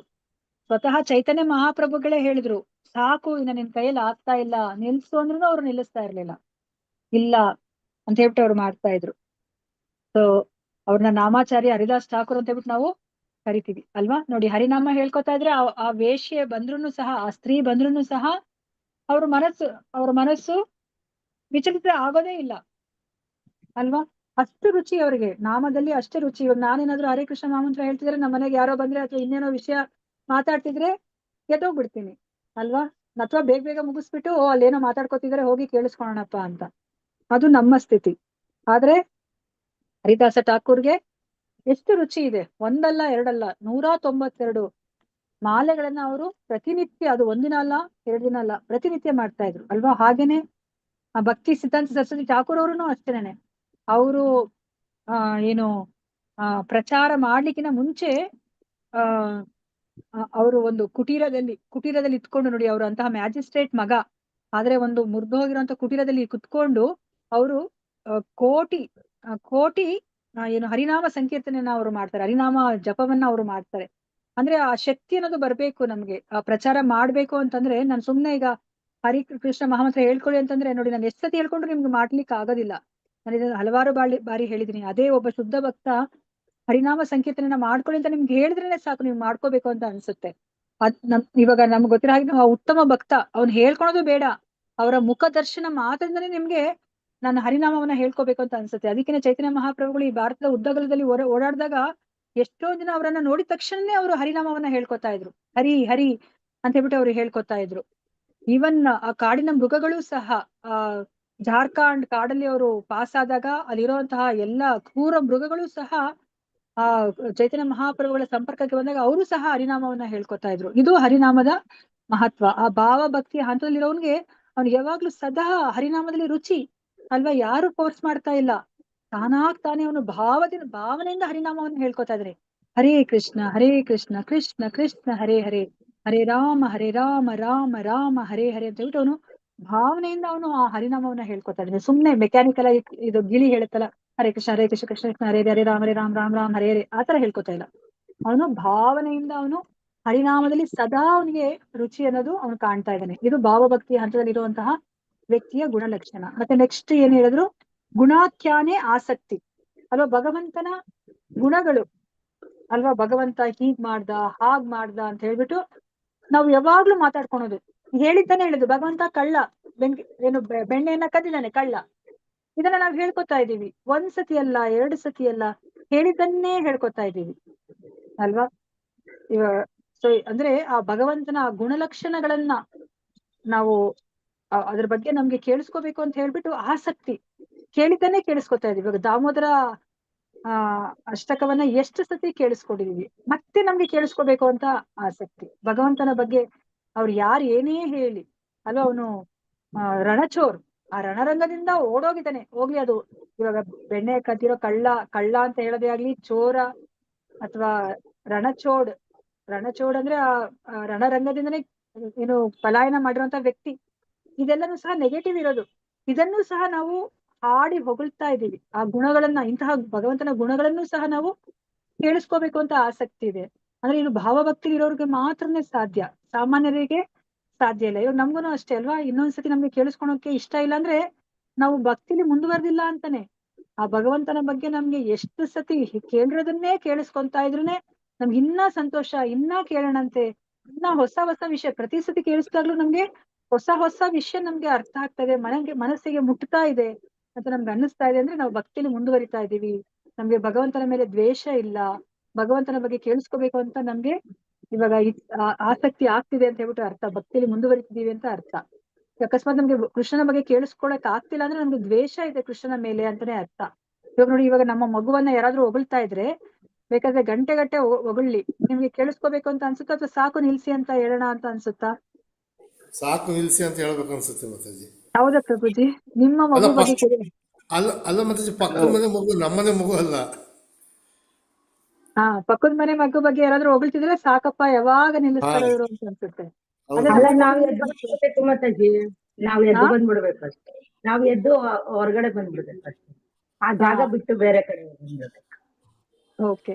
ಸೊ ಇವಾಗ ನಾನು ಏನ್ ಹೇಳಕ್ಕೆ ಹೊರಟಿದೀನಿ ಅಂದ್ರೆ, ಇವಾಗ ಪಕ್ಕದ ಮನೆ ಮಗು ಬಗ್ಗೆ ನಮ್ಗೆ ಯಾರಾದ್ರೂ ಹೊಗಳ್ತಿದ್ರೆ ನಮ್ಗೆ ಕೇಳಿಸ್ಕೊಳಕ್ ಆಗ್ತಿಲ್ಲ ಅಂತಂದ್ರೆ ಏನರ್ಥ? ಆ ಮಗುವಿನ ಬಗ್ಗೆ ನಮ್ಗೆ ದ್ವೇಷ ಇದೆ, ಅದಕ್ಕೆ ನಮ್ಗೆ ಸಹಿಸ್ಲಿಕ್ ಆಗ್ತಾ ಇಲ್ಲ ಆ ಮಗುವನ್ನ ಹೊಗಳ್ತಾ ಇದ್ರೆ. ಅಯ್ಯೋ ಸಾಕಪ್ಪ ನಿಲ್ಸಿದ್ರೆ ಇವ್ರು ಅಂತ. ಆದ್ರೆ ನಮ್ಮ ಮಗುವನ್ನ ಹೊಗಳ್ತಾ ಇದ್ರೆ ಇನ್ನ ಹೊಗಳಿ, ನನ್ ಮಗನ ಇನ್ನ ಏನ್ ಮಾಡ್ದ ಅಂತ ನಾವ್ ಕೇಳಿಸ್ಕೊತೀವಿ ಅಲ್ವಾ? ಹೌದು ಅಂದ್ರೆ ಹೌದು ಏನರ್ಥ? ನಮ್ಗೆ ಅಲ್ಲಿ ಪ್ರೀತಿ ಇದೆ, ಪ್ರೀತಿ ಮಗು ಜಾಸ್ತಿ. ಮೇಲೆ ಪ್ರೀತಿ ಇದೆ. ಅದೇ ಹೌದು, ತರ ನಮ್ಗೆ ಇವಾಗ ಕೃಷ್ಣನ ಬಗ್ಗೆ ನಮ್ಗೆ ಕೇಳಿಸ್ಕೊತಾ ಇದ್ರೆ ಏನರ್ಥ? ಪ್ರೀತಿ ಕೇಳಿಸ್ಕೊಂಡು ಜಾಸ್ತಿ ಇದೆ ಮಾತಾಜಿ. ಕೇಳಿಸ್ಕೋಬೇಕು ಅಂತ ಅರ್ಥ. ಏನರ್ಥ? ಪ್ರೀತಿ ತುಂಬಾ ಇದೆ ಪ್ರೀತಿ, ಕೃಷ್ಣನ ತುಂಬಾ ಮೇಲೆ. ಸ್ನೇಹ ಇದೆ ಮಾತಾಜಿ. ಪ್ರೀತಿ ಇದೆ ಅಂತ ಹೇಳ್ಬಿಟ್ಟು ಅರ್ಥ. ಅದನ್ನೇ ಇಲ್ಲಿ ಹೇಳ್ತಾ ಇದಾರೆ, ಗುಣಾಖ್ಯಾನೇ ಆಸಕ್ತಿ ಅಂತಂದ್ರೆ ಏನರ್ಥ? ನಮ್ಗೆ ಇದು ಭಾವಭಕ್ತಿ ಹಂತದಲ್ಲಿ ಇರುವಂತಹ ವ್ಯಕ್ತಿಯ ಲಕ್ಷಣ. ಇದು ಭಗವಂತನ ಗುಣಗಾನವನ್ನ ಕೇಳಿಸ್ಕೊಳೋದ್ರಲ್ಲಿ ಅವನಿಗೆ ತುಂಬಾ ಆಸಕ್ತಿ ಇದೆ ಅಂತ ಹೇಳ್ಬಿಟ್ಟು ಇಲ್ಲಿ ಹೇಳ್ತಾ ಇದಾರೆ. ಸೊ ಇಲ್ಲೂ ಸಹ ಇಲ್ಲಿ ಎಕ್ಸಾಂಪಲ್ ಏನ್ ಕೊಡ್ತಾ ಇದಾರೆ, ಕೃಷ್ಣ ಕರ್ಣಾಮೃತದಲ್ಲಿ ಇರುವಂತದ್ದು ಹೇಳ್ತಾ ಇದಾರೆ. ಈ ಮನೋಹರ ಮೂರ್ತಿ, ಉಳಿದೆಲ್ಲ ತುಂಟ ಬಾಲಕರಿಗಿಂತ ಹೆಚ್ಚು ಚೇಷ್ಟೆ ಮಾಡುವ ಕೃಷ್ಣನ ಕುರಿತು ನಾನು ಏನು ಮಾಡಲಿ? ಆ ಕೃಷ್ಣನ ಅದ್ಭುತ ಲೀಲಾ ಕಾರ್ಯಗಳು ನನ್ನ ಹೃದಯವನ್ನ ಸ್ಥೂರಗೊಂಡವೆಯಾಗಿ ನಾನು ಏನು ಮಾಡಬೇಕೆಂಬುದೇ ನನಗೆ ತಿಳಿಯಲಾಗಿದೆ ಅಂತ ಹೇಳ್ತಾರೆ. ನಮಗ್ ಗೊತ್ತಿರೋ ಹಾಗೆ ಗೋಪಿಕಾ ಸ್ತ್ರೀಯರು ಅಲ್ವಾ, ಅವರೆಲ್ಲರನ್ನು ಸಹ ಕೃಷ್ಣ ಅವ್ರ ಮನೆಯಲ್ಲಿ ಇಟ್ಟಿರುವಂತ ಬೆಣ್ಣೆಯನ್ನ ಕದಿತಾ ಇರ್ತಾರಲ್ವಾ, ಅದು ಅವ್ರಿಗೆ ಸಂತೋಷ ಕೊಡ್ತಿರುತ್ತೋ ಅಥವಾ ದುಃಖ ಕೊಡ್ತಾ ಇರುತ್ತಾ? ಅವ್ರಿಗೆ ಬೇಜಾರಾಗ್ತಿರುತ್ತಾ, ಕೋಪ ಬರ್ತಾ ಇರುತ್ತಾ ಕೃಷ್ಣ ಅವ್ರ ಮನೆಗೆ ಹೋಗಿ ಬೆಣ್ಣೆ ಕದಿಯೋದು? ಅವ್ರ ತುಂಟತನ ನೋಡಿ ಸಂತೋಷನೂ ಆಗ್ತಾ ಇರುತ್ತೆ ಮಾತಾಜಿ ಅವ್ರಿಗೆ. ಸೊ ಅವ್ರಿಗೆ ಸಂತೋಷ ಆಗೋದದೆ ಆಕ್ಚುಲಿ ಅಲ್ವಾ. ಅವ್ರು ಹೋಗಿ ಅಲ್ಲಿ ಯಶೋದ ಮಾತೆಗೆ ಹೋಗಿ ಕಂಪ್ಲೇಂಟ್ ಮಾಡ್ತಿರೋದು ಸಹ ಅವ್ರಿಗೆ ಆ ಕೃಷ್ಣನ ಮೇಲೆ ಕುರಿತಾಗಿ ಅವ್ರಿಗೆ ದ್ವೇಷ ಆಗ್ಲಿ, ಅವ್ರಿಗೆ ಕೋಪ ಆಗ್ಲಿ ಇಲ್ಲ. ಈ ತರ ಮಾಡ್ತಾನೆ ಅಲ್ವಾ ನಿನ್ ಮಗ ಅಂತ ಅಲ್ಲ. ಸೊ ಅಲ್ಲೂ ಸಹ ಅವ್ರಿಗೆ ತುಂಬಾ ಸಂತೋಷ ಇದೆ. ಅವ್ರಿಗೆ ಆ ಕೃಷ್ಣನ ಗುಣವನ್ನ ಅವರು ಅದ್ರ ಬಗ್ಗೆ ಹೇಳ್ಬೇಕು, ಅವ್ರಿಗೆ ಕೇಳಿಸ್ಕೋಬೇಕು. ಆ ಒಂದು ಆಸಕ್ತಿ ಆ ಗೋಪಿಕಾ ಸ್ತ್ರೀಯರಿಗಿದೆ. ಗುಣಾಖ್ಯಾನೇ ಆಸಕ್ತಿ. ಸೊ ಮತ್ತೆ ತದ್ ವಸತಿ ಸ್ಥಳೇ ಪ್ರೀತಿ. ಇದನ್ನ ಯಾರಾದ್ರೂ ಓದಿ. ಹರೇ ಕೃಷ್ಣ. ಕೃಷ್ಣ ಮಾತಾಜಿ. ಓದಿ ಪ್ರಭುಜಿ. 2 ಪ್ಯಾರ ಓದಿ ಪ್ರಭುಜಿ. ಒಬ್ರು ಯಾರಾದ್ರೂ ಓದಿ, ಶ್ರೀಕಾಂತ್ ಪ್ರಭುಜಿ ಅಥವಾ ಇನ್ನೊಬ್ರು ಯಾರೇ ಹೇಳಿದ್ರು ಅವ್ರು ನಾವ್ ಓದ್ಬೋದಮ್ಮ. ಓದ್ಲ ಪ್ರಭುಜಿ. ಆಯ್ತು, ಓದಿ. ತದ್ವಸತಿ ಸ್ಮಲೆ ಪ್ರೀತಿ. ರೂಪ ಗೋಸ್ವಾಮಿಯರು ರಚಿಸಿರುವ ಪದ್ಯಾವಳಿ ಎಂಬ ಗ್ರಂಥದಲ್ಲಿ ವೃಂದಾವನವನ್ನು ಕುರಿತ ಒಂದು ನುಡಿ ಹೀಗಿದೆ. ಈ ಸ್ಥಳದಲ್ಲಿ ಗೋಪಾಲಕರ ತಂಡದ ನಾಯಕನಾದ ಮಹಾರಾಜ ನಂದನ ಮಗನು ತನ್ನ ತಂದೆಯೊಡನಿದ್ದ. ಇದೇ ಸ್ಥಳದಲ್ಲಿ ದೈತ್ಯನಾದ ಶಕಟಾಸುರನನ್ನು ಅಡಗಿಸಿಡಲಾಗಿದ್ದ ಬಂಡಿಯನ್ನು ಭಗವಾನ್ ಕೃಷ್ಣನು ಮುರಿದು ಹಾಕಿದನು. ಯಾವ ದಾಮೋದರನು ನಮ್ಮ ಐಹಿಕ ಬಂಧನಗಳನ್ನು ಕಳಚಿ ಹಾಕಬಲ್ಲನೋ ಅವನನ್ನು ಅವನ ತಾಯಿ ಯಶೋದೆಯು ಇಲ್ಲಿ ಹಗ್ಗಗಳಿಂದ ಬಿಗಿದು ಕಟ್ಟಿ ಹಾಕಿದ್ದಳು. ಭಗವಾನ್ ಕೃಷ್ಣನ ಶುದ್ಧ ಭಕ್ತನು ಮಥುರಾ ಅಥವಾ ವೃಂದಾವನ ಪ್ರಾಂತಗಳಲ್ಲಿ ನೆಲೆಸುತ್ತಾನೆ ಮತ್ತು ಕೃಷ್ಣನು ತನ್ನ ಲೀಲೆಗಳನ್ನು ಮೆರೆದ ಕ್ಷೇತ್ರಗಳಿಗೆ ಯಾತ್ರೆಯಾಗಿ ಹೋಗುತ್ತಾನೆ. ಈ ಸ್ಥಳಗಳಲ್ಲಿ ಕೃಷ್ಣನು ಗೋಪಾಲಕ ಗೆಳೆಯರು ಹಾಗೂ ಯಶೋದೆಯೊಡನಿದ್ದು ತನ್ನ ಬಾಲಲೀಲೆಗಳನ್ನು ತೋರಿದನು. ಈ ಕ್ಷೇತ್ರಗಳಿಗೆ ಪ್ರದಕ್ಷಿಣೆ ಬರುವ ಪದ್ಧತಿ ಈಗಲೂ ಪ್ರಚಲಿತವಿದೆ. ಮಥುರಾ ಮತ್ತು ವೃಂದಾವನಗಳಿಗೆ ಬರುವ ಜನರು ಅಲೌಕಿಕ ಆನಂದವನ್ನು ಅನುಭವಿಸುತ್ತಾರೆ. ಕೃಷ್ಣನು ವೃಂದಾವನದಲ್ಲಿದ್ದಾಗ ಅಲ್ಲಿ ಅನೇಕ ಲೀಲಾ ಕಾರ್ಯಗಳನ್ನು ಮಾಡಿದನು. ಅಂತಹ ವೃಂದಾವನಕ್ಕೆ ಹೋದರೆ ಭಕ್ತನು ಕೃಷ್ಣನ ಅಗಲಿಕೆಯನ್ನು ತಕ್ಷಣ ಅನುಭವಿಸುತ್ತಾನೆ. ಹರೇ ಕೃಷ್ಣ ಮಾತಾಜಿ, ಹರೇ ಕೃಷ್ಣ ಧನ್ಯವಾದಗಳು. ಪ್ರಭುಜಿ, ಧನ್ಯವಾದಗಳು ಪ್ರಭುಜಿ. ಶ್ರೀಕಾಂತ್ ಪ್ರಭುಜಿ ಓದಿ ಪ್ರಭುಜಿ. ಹರೇ ಕೃಷ್ಣ. ಕೃಷ್ಣನ ಕಾರ್ಯ ಚಟುವಟಿಕೆಗಳ ಸ್ಮರಣೆಯಲ್ಲಿ ನಾವು ತೋರುವ ಈ ಬಗೆಯ ಆಕರ್ಷಣೆಯು ಕೃಷ್ಣನಲ್ಲಿನ ಒಲವು ಎನಿಸಿಕೊಳ್ಳುತ್ತದೆ. ತೋರಿಕೆಯ ಭಕ್ತಿ ಸೇವೆ ಮಾಡಿ ಅಂತಿಮವಾಗಿ ಪರಮಪ್ರಭುವಿನಲ್ಲಿ ಲೀನವಾಗಲು ಬಯಸುವ ದಾರ್ಶನಿಕರು ಹಾಗೂ ಅನುಭಾವಿಗಳು ಇರುವುದೇನೋ ಹೌದು. ಈ ಜನ ಶುದ್ಧ ಭಕ್ತರನ್ನು ಅನುಕರಣೆ ಮಾಡಿ ಕೃಷ್ಣನ ಲೀಲಾ ಸ್ಥಾನಗಳಾದ ಪವಿತ್ರ ಕ್ಷೇತ್ರಗಳಿಗೆ ಭೇಟಿ ನೀಡುತ್ತಾರೆ. ಅವರಿಗೆ ವಿಮೋಚನೆಯು ಗುರಿಯಾಗಿರುವ ಕಾರಣ ಇವರ ಚಟುವಟಿಕೆಗಳನ್ನು ನೈಜ ಒಲವು ಎಂದು ಪರಿಗಣಿಸಲಾಗದು. ತನ್ನ ಭಕ್ತರು ಕೃಷ್ಣನಲ್ಲಿ ತೋರುವ ಪ್ರೇಮವನ್ನು ಕಾಮ್ಯ ಕರ್ಮಗಳಾಗಲಿ ದಾರ್ಶನಿಕ ಮನೋಕಲ್ಪನೆಗಳಲ್ಲಿ ತೊಡಗುವ ಜನರಾಗಲಿ ತಮ್ಮ ಹೃದಯಗಳಲ್ಲಿ ಪ್ರತಿಷ್ಠಾಪಿಸಿಕೊಳ್ಳಲಾರದು ಎಂದು ರೂಪ ಗೋಸ್ವಾಮಿಯವರು ಹೇಳುತ್ತಾರೆ. ಏಕೆಂದರೆ ಶುದ್ಧ ಕೃಷ್ಣ ಪ್ರಜ್ಞಾ ಭಾವದ ಅಂತಹ ಪ್ರೇಮವು ತುಂಬಾ ಅಪೂರ್ವವಾದ ಮತ್ತು ಅನೇಕ ಮುಕ್ತಾತ್ಮರಿಗೂ ನಿಲುಕದ ವಿಚಾರ. ಭಗವದ್ಗೀತೆಯಲ್ಲಿ ಹೇಳಲಾಗಿರುವ ಹಾಗೆ ಐಹಿಕ ಮಲಿನತೆಗಳಿಂದ ಮುಕ್ತವಾಗುವ ಒಂದು ಘಟ್ಟದಲ್ಲಿ ಭಕ್ತಿ ಸೇವೆಯ ಸಾಧನೆ ಸಾಧ್ಯ. ಬರೇ ಮುಕ್ತಿ ಸಾಕು ಎನ್ನುವ ಹಾಗೂ ನಿರಾಕಾರ ಬ್ರಹ್ಮ ಜ್ಯೋತಿಯಲ್ಲಿ ಲೀನವಾಗ ಬಯಸುವ ವ್ಯಕ್ತಿಗೆ ಕೃಷ್ಣರತಿ ಸಾಧ್ಯವಾಗದು. ಈ ರೀತಿಯಲ್ಲಿ ಕೃಷ್ಣನು ತನ್ನನ್ನು ಭದ್ರವಾಗಿಸಿಕೊಂಡಿದ್ದಾನೆ ಹಾಗೂ ಅದನ್ನು ಶುದ್ಧ ಭಕ್ತರಿಗೆ ಮಾತ್ರ ವಿತರಿಸುತ್ತಾನೆ. ಸಾಮಾನ್ಯ ಭಕ್ತರಿಗೆ ಕೂಡ ಈ ಬಗೆಯ ಶುದ್ಧರತಿ ಸಾಧ್ಯವಾಗದು. ಹೀಗಿರುವಲ್ಲಿ ಕಾಮ್ಯ ಕರ್ಮಗಳ ಪ್ರತಿಫಲಗಳಿಂದ ಕಲುಷಿತ ಹೃದಯರಾದ ಹಾಗೂ ನಾನಾ ಬಗೆಯ ಮನೋಕಲ್ಪಗಳಿಗೆ ಸಿಕ್ಕಿ ತೊಳಲುವ ಜನರಿಗೆ ಶುದ್ಧ ಕೃಷ್ಣರತಿ ಸಾಧ್ಯವಾಗುವುದೆಂತು. ಕೃಷ್ಣನ ಹರೇ ಕೃಷ್ಣ ಪ್ರಭುಜಿ. ಹರೇ ಕೃಷ್ಣ. ಪ್ರಮೀಳಾ ಮಾತಾಜಿ ಓದಿ ಮಾತಾಜಿ. ಕೃಷ್ಣನ ಅಷ್ಟಕಾಲೀಯ ಲೀಲಾ ಕುರಿತು ಕೃತಕವಾಗಿ ಯೋಚಿಸುವ ತಥಾಕಥಿತ ಭಕ್ತರು ಹಲವರಿದ್ದಾರೆ. ಈ ಜನ ಕೃಷ್ಣನ ಲೀಲೆಗಳನ್ನು ಕೃತಕ ಮಾರ್ಗದಲ್ಲಿ ಅನುಕರಿಸುತ್ತಾರೆ. ಈ ಜನರನ್ನು ಅನುಕರಣೆ ಮಾಡುತ್ತಾ ಕೃಷ್ಣನು ಬಾಲಕನ ರೂಪದಲ್ಲಿ ಬಂದು ತನ್ನೊಡನೆ ಮಾತಾಡುತ್ತಿದ್ದಾನೆಂದು ಅಥವಾ ರಾಧಾರಾಣಿ ಕೃಷ್ಣರು ತನ್ನಲ್ಲಿಗೆ ಬಂದು ಮಾತಾಡುತ್ತಿದ್ದಾರೆಂದು ವ್ಯಕ್ತಿಯೊಬ್ಬನು ಔಟಂಗೆಸಬಹುದು. ಮಾಯಾವಾಗಿ ದರ್ಶನಕ್ಕೊಳಿದ ಜನರಲ್ಲಿ ಇಂತಹ ಪಾತ್ರಧಾರಿಗಳು ನೋಡಲು ಸಿಗುತ್ತಾರೆ. ಭಕ್ತಿ ಸೇವಾ ವಿಜ್ಞಾನದ ವಿಷಯ ತಿಳಿಯದ ಮುಗ್ಧರು ಇಂತಹ ಆಟಗಳಿಗೆ ಮರಳಾಗುವುದು ಸಾಧ್ಯವಿದೆ. ಹೀಗಿದ್ದು ಅನುಭವಿ ಭಕ್ತನು ಇಂತಹ ಕಪಟ ನಾಟಕಗಳನ್ನು ನೋಡಿದಾಗ ವೇಷಧಾರಿ ಜನರ ಕುಯುಕ್ತಿಯನ್ನು ಒಮ್ಮೆಗೆ ಕಂಡು ಹಿಡಿದು ಬಿಡಬಲ್ಲ. ಇಂತಹ ಡೋಂಗಿ ಮನುಷ್ಯನೊಬ್ಬನು ಕೃಷ್ಣನಲ್ಲಿ ಪ್ರೇಮವುಳ್ಳವನಂತೆ ಕಾಣಿಸಿಕೊಂಡರೆ ಅದನ್ನು ನಿಜವಾದ ಪ್ರೇಮ ಎಂದು ಗಣಿಸಲಾಗದು. ಇಷ್ಟಾಗಿಯೂ ಈಗೆಲ್ಲ ನಟಿಸುವ ವ್ಯಕ್ತಿಗೆ ತಾನು ಉತ್ತರೋತ್ತರ ಶುದ್ಧ ಭಕ್ತಿ ಸೇವೆಯ ನೆಲೆಗೇರಬಹುದು ಎಂಬ ಆಶಾಭಾವನೆ ಆ ನಟನೆಯಿಂದ ಉದ್ದೇಶಿಸುತ್ತದೆ ಎಂದು ಹೇಳಬಹುದು. ಓದ್ಬೇಕು ಮಾತಾಜಿ ಮುಂದೆ. ಓದಿ ಮಾತಾಜಿ. ಈ ರೀತಿ ಅಭ್ಯಾಸವನ್ನು 2 ವರ್ಗಗಳಾಗಿ ವಿಂಗಡಿಸಬಹುದು. ಒಂದು ಛಾಯ ಹಾಗೂ ಎರಡನೇದು ಪರ. ಪರ ಅಂದ್ರೆ ಅಲೌಕಿಕ ರತಿ. ಭಕ್ತಿ ಸೇವಾ ಪ್ರಕ್ರಿಯೆಯ ನಿಯಂತ್ರಕ ತತ್ವಗಳನ್ನು ಪಾಲಿಸದೆ ಅಥವಾ ಸದ್ಗುರುಗಳೊಬ್ಬರ ಮಾರ್ಗದರ್ಶನವಿಲ್ಲದೆ ಯಾವನಾದರೂ ರತಿ ಅಭಾಸವನ್ನು ಪ್ರಕಟಿಸಿದರೆ ಅದನ್ನು ಛಾಯಾರತಿ ಎನ್ನುತ್ತಾರೆ. ಐಹಿಕ ಸುಖ ಭೋಗಗಳಲ್ಲೂ ಅಥವಾ ವಿಮೋಚನೆಯಲ್ಲೂ ಒಳವುಳ್ಳವನಾಗಿದ್ದು ಕೂಡ ಪ್ರಭುವಿನ ಪವಿತ್ರ ನಾಮ ಸಂಕೀರ್ತನೆಯಲ್ಲಿ ನಿರತರಾದ ಶುದ್ಧ ಭಕ್ತರ ಸಂಘ ಮಾಡುವ ಸುದೈವವು ಒಬ್ಬ ವ್ಯಕ್ತಿಗೆ ಒಮ್ಮೊಮ್ಮೆ ಒದಗುವುದುಂಟು. ಭಗವಂತನ ಕೃಪೆಯಿಂದ ಸಂಕೀರ್ತನ ಪ್ರಕ್ರಿಯೆಯಲ್ಲಿ ಮನಸ್ಸುಂಟಾಗಿ ಸಂಕೀರ್ತನಕಾರರ ಕೂಟದಲ್ಲಿ ಸೇರಿಕೊಳ್ಳುವ ಸೌಭಾಗ್ಯ ಒಬ್ಬ ವ್ಯಕ್ತಿಗೆ ಬರಬಹುದು. ಅಂತಹ ಹೊತ್ತಿನಲ್ಲಿ ಶುದ್ಧ ಭಕ್ತರೊಡನೆ ಸಂಗಮಿಸಿದ್ದೇ ಕಾರಣವಾಗಿ ಆ ಭಕ್ತರ ಹೃದಯಗಳ ಚಂದ್ರ ಕಿರಣಗಳಂತಹ ಶೀತಲ ಪ್ರಭೆಯು ವ್ಯಕ್ತಿಯ ಮೇಲೆ ಪ್ರತಿಫಲಿಸಿ ಶುದ್ಧ ಭಕ್ತರ ಪ್ರಭಾವವು ಅವನ ಮೇಲಾಗಬಹುದು. ಆಗ ಆ ವ್ಯಕ್ತಿಯು ಮಾಡುವ ಜಿಜ್ಞಾಸೆಯ ಬೆಸೆಯಿಂದ ಪ್ರೇಮಕ್ಕೆ ತುಂಬಾ ಹತ್ತಿರವಾದ ಒಂದು ಭಾವ ಅವನಲ್ಲಿರುದಿಸಬಹುದು. ಈ ಪ್ರೇಮ ದೀಪ ಮಿನುಕ್ಕೆನುತ್ತದಲ್ಲ ಆಗಿರುತ್ತದೆ. ಇಂತಹ ಛಾಯಾರತಿ ಪ್ರದರ್ಶನದಿಂದ ವ್ಯಕ್ತಿಯ ಐಹಿಕ ನೋವುಗಳು ಮರೆಯಾದಂತೆ ಕಂಡರೆ ಅದನ್ನು ಪರಾರತಿ ಎನ್ನುತ್ತಾರೆ. ಹರೇ ಕೃಷ್ಣ ಮಾತಾಜಿ. ಧನ್ಯವಾದಗಳು ಮಾತಾಜಿ. ಮತ್ತಿನ್ ಯಾರಾದ್ರೂ ಓದಿ. ಓದ್ಲಾ ಮಾತಾಡಿ. ಓದಿ ಮಾತಾಡಿ. ವ್ಯಕ್ತಿಯು ಶುದ್ಧ ಭಕ್ತನೊಬ್ಬನ ಸಂಘಕ್ಕೆ ಒಲಿದಾಗ ಅಥವಾ ವೃಂದಾವನ ಇಲ್ಲದೆ ಮಥುರಾ ಪಟ್ಟಣಗಳಂತಹ ಸ್ಥಳಗಳಿಗೆ ಭೇಟಿ ಕೊಟ್ಟಾಗ ಮೇಲೆ ಹೇಳಲಾದಂತಹ ಛಾಯಾ ಅಥವಾ ಪರ ರತಿಯ ಬೆಳೆಯಬಹುದು. ಕೃಷ್ಣನಲ್ಲಿ ಇಂಥ ರತಿಯನ್ನು ಸಾಮಾನ್ಯ ವ್ಯಕ್ತಿಯೊಬ್ಬನು ಬೆಳೆಸಿಕೊಂಡಲ್ಲಿ ಸುದೈವವಶಾತ್ ಶುದ್ಧ ಭಕ್ತರ ಸಂಘದಲ್ಲಿದ್ದು ಭಕ್ತಿ ಸೇವಾ ಕಾರ್ಯಗಳನ್ನು ಮಾಡಿದಲ್ಲಿ ಆ ಸಾಮಾನ್ಯನು ಕೂಡ ಶುದ್ಧ ಭಕ್ತಿಯ ಸೇವೆಯ ನೆಲೆಗೇರಬಹುದು. ಈ ಎಲ್ಲಾ ಮಾತಿನ ಅರ್ಥ ಇಷ್ಟು: ಅಲೌಕಿಕ ರತಿಯು ಎಷ್ಟು ಬಲಯುತವಾದ್ದೆಂದರೆ ಅಂತ ರತಿಯು ಶುದ್ಧ ಭಕ್ತನ ಸಂಘ ಮಾಡಿದರ ಫಲವಾಗಿ ಸಾಮಾನ್ಯ ವ್ಯಕ್ತಿಯಲ್ಲಿ ಕಂಡು ಬಂದಾಗಲೂ ಅದು ಆ ವ್ಯಕ್ತಿಯನ್ನು ಸಿದ್ಧಿಯ ಘಟ್ಟಕ್ಕೆ ಒಯ್ಯಬಲ್ಲದು. ಆದರೆ ಶುದ್ಧ ಭಕ್ತರ ಸಂಘ ಭಾಗ್ಯವು ಆಶೀರ್ವಾದವೂ ಇಲ್ಲದೆ ಅಂತಹ ಕೃಷ್ಣನ ರತಿಯು ವ್ಯಕ್ತಿಗೆ ಸಿದ್ಧಿಸಲಾರದು.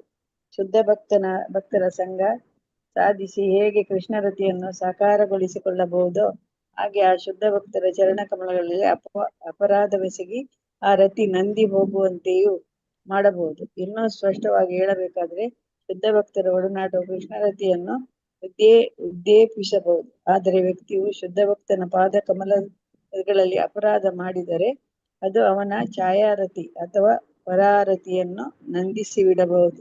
ರತಿಯು ನಂದಿ ಹೋಗುವುದನ್ನು ಪೂರ್ಣಚಂದ್ರನು ದಿನೇ ದಿನೇ ಕ್ಷಯವಾಗುವುದಕ್ಕೆ ಹೋಲಿಸಿದೆ. ಆದ್ದರಿಂದ ವ್ಯಕ್ತಿಯ ಶುದ್ಧ ಭಕ್ತರ ಸಂಘ ಮಾಡಿದಾಗ ಅವರ ಚರಣಕಮಲದಲ್ಲಿ ಅಪರಾಧ ಎಸಗದಂತೆ ಜಾಗರೂಕನಾಗಿರಬೇಕು.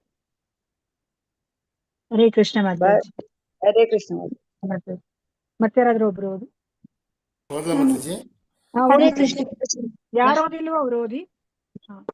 ಛಾಯಾರತಿಯೇ ಆಗಲಿ ಪರಾರತಿಯೇ ಆಗಲಿ ಒಟ್ಟಿನಲ್ಲಿ ಅಲೌಕಿಕ ರತಿಯು ಶುದ್ಧ ಭಕ್ತರ ಪಾದಾಂಬುಜಗಳಿಗೆ ಸಗ್ಗಿದ ಅಪರಾಧದ ಪ್ರಮಾಣವನ್ನನುಸರಿಸಿ ಹಿಂಗಿ ಹೋಗಬಹುದು. ಶುದ್ಧ ಭಕ್ತರೆಲ್ಲ ಸಗಿದ ಅಪರಾಧವು ಗಂಭೀರತರವಾಗಿದ್ದರೆ ವ್ಯಕ್ತಿಯ ಕೃಷ್ಣ ರತಿಯು ಪೂರ್ಣವಾಗಿ ಇಲ್ಲವಾಗುತ್ತದೆ.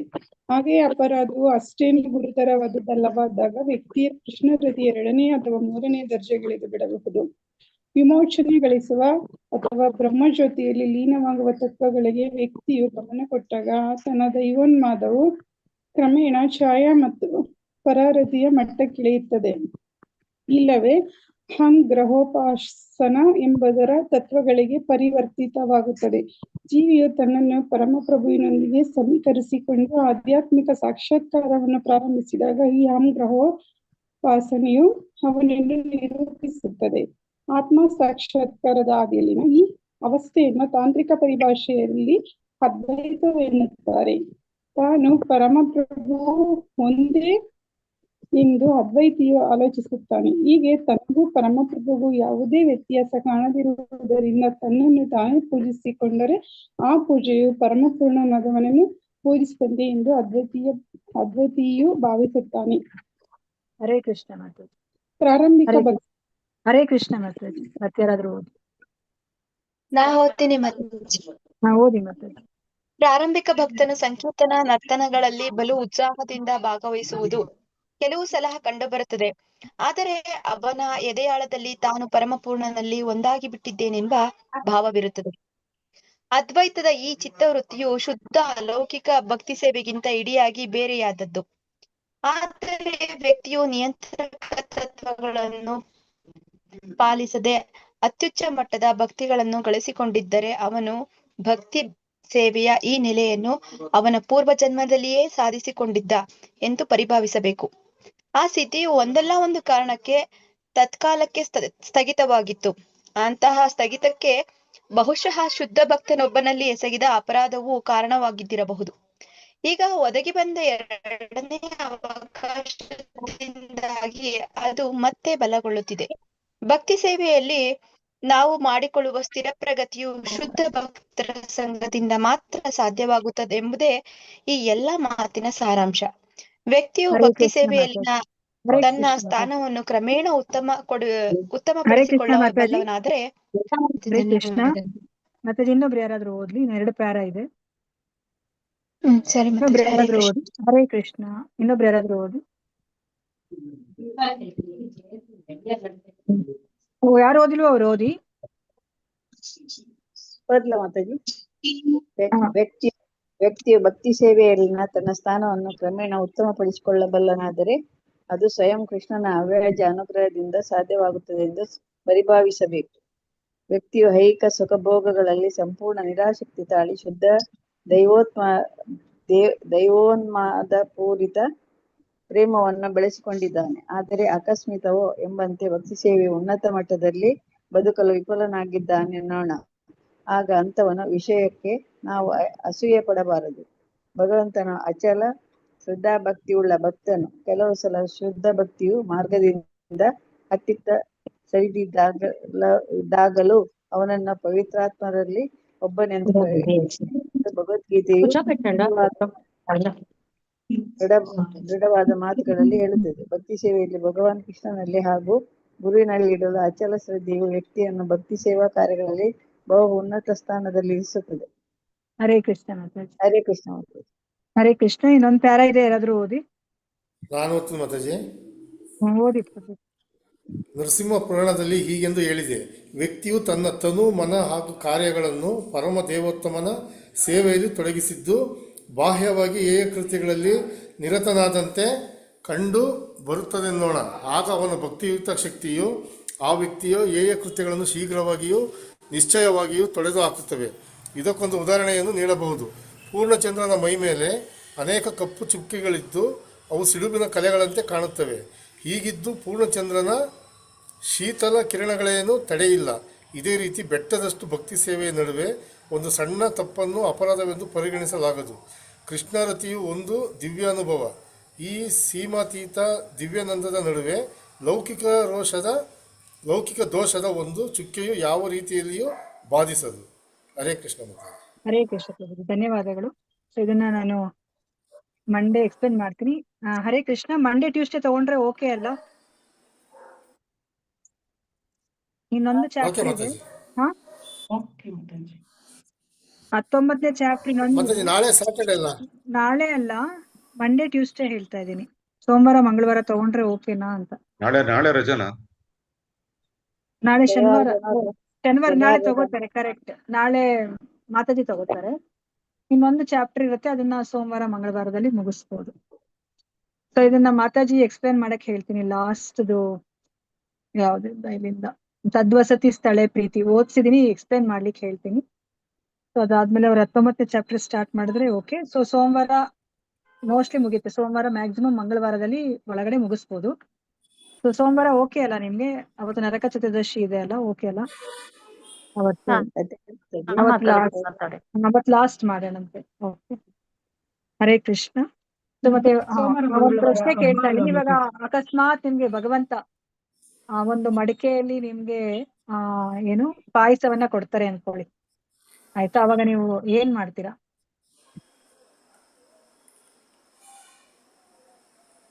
ಕುಡಿತೀವಿ ಮಾತಾಜಿ. ಮತ್ತೆ ಅವನಿಗೂ ತಿನ್ಸಿ ನಾವು ತಿಂತೀವಿ ಮಾತಾಜಿ. ಅವನಿಗೂ ತಿನ್ಸಿ ನಾವು ತಿಂತೀವಿ. ಓಕೆ. ಮತ್ತೆ ಎಲ್ರಿಗೂ ಹಂಚ್ತೀವಿ ಮಾತಾಜಿ. ದೇವ್ರ ಪ್ರಸಾದ ಅಂತ ಹೇಳ್ಬಿಟ್ಟು ಎಲ್ರಿಗೂ ಭಕ್ತಿ ಬರ್ಲಿ ಅಂತ ಹಂಚ್ತೀನಿ ಮಾತಾಜಿ ನಾನಾದ್ರೆ. ಓಕೆ. ಮತ್ತೆ ಬೇರೆಯವರು? ಯಾವ ಸ್ಥಳದಲ್ಲಿ ಸಿಗುತ್ತೋ ಆ ಸ್ಥಳದಲ್ಲಿ, ಅಂದ್ರೆ ಮನೆ ಹತ್ರ ಸಿಕ್ಕಿದ್ರೆ ಅಥವಾ ದೇವಸ್ಥಾನ ಹತ್ರ ಅಥವಾ ಎಲ್ಲಾದ್ರೂ ಬೇರೆ ಕಡೆ ಸಿಕ್ತಾಗ ಆ ಸ್ಥಳದಲ್ಲಿ ಇರೋರಿಗೆಲ್ಲ ಹಂಚಿ ಮನೆಯವ್ರಿಗೂ ಕೊಟ್ಟು ನಾವು ಸ್ವೀಕರಣೆ ಮಾಡ್ತೀವಿ. ಓಕೆ. ಹರಿಬೋಲ್. ಸೊ ಎಲ್ಲಾರು ಅವ್ರೊಬ್ರೆ ತಿನ್ಬೇಕಂತ ಅನ್ನಿಸ್ತಿಲ್ಲ, ಎಲ್ಲರಿಗೂ ಕೊಡ್ಬೇಕು, ಭಗವಂತನ ಕೃಪೆ ಬೇರೆಯವ್ರಿಗೂ ಸಿಗೋ ತರ ಆಗ್ಲಿ ಅಂತ ಬಯಸ್ತಾ ಇದ್ರೆ. ಓಕೆ, ಹರಿಬೋಲ್. ಮತ್ತೆ ಪಾಯಸ ಎಲ್ಲ ಮುಗಿದ್ಮೇಲೆ ಆಮೇಲೆ ಏನ್ ಮಾಡ್ತೀರಾ?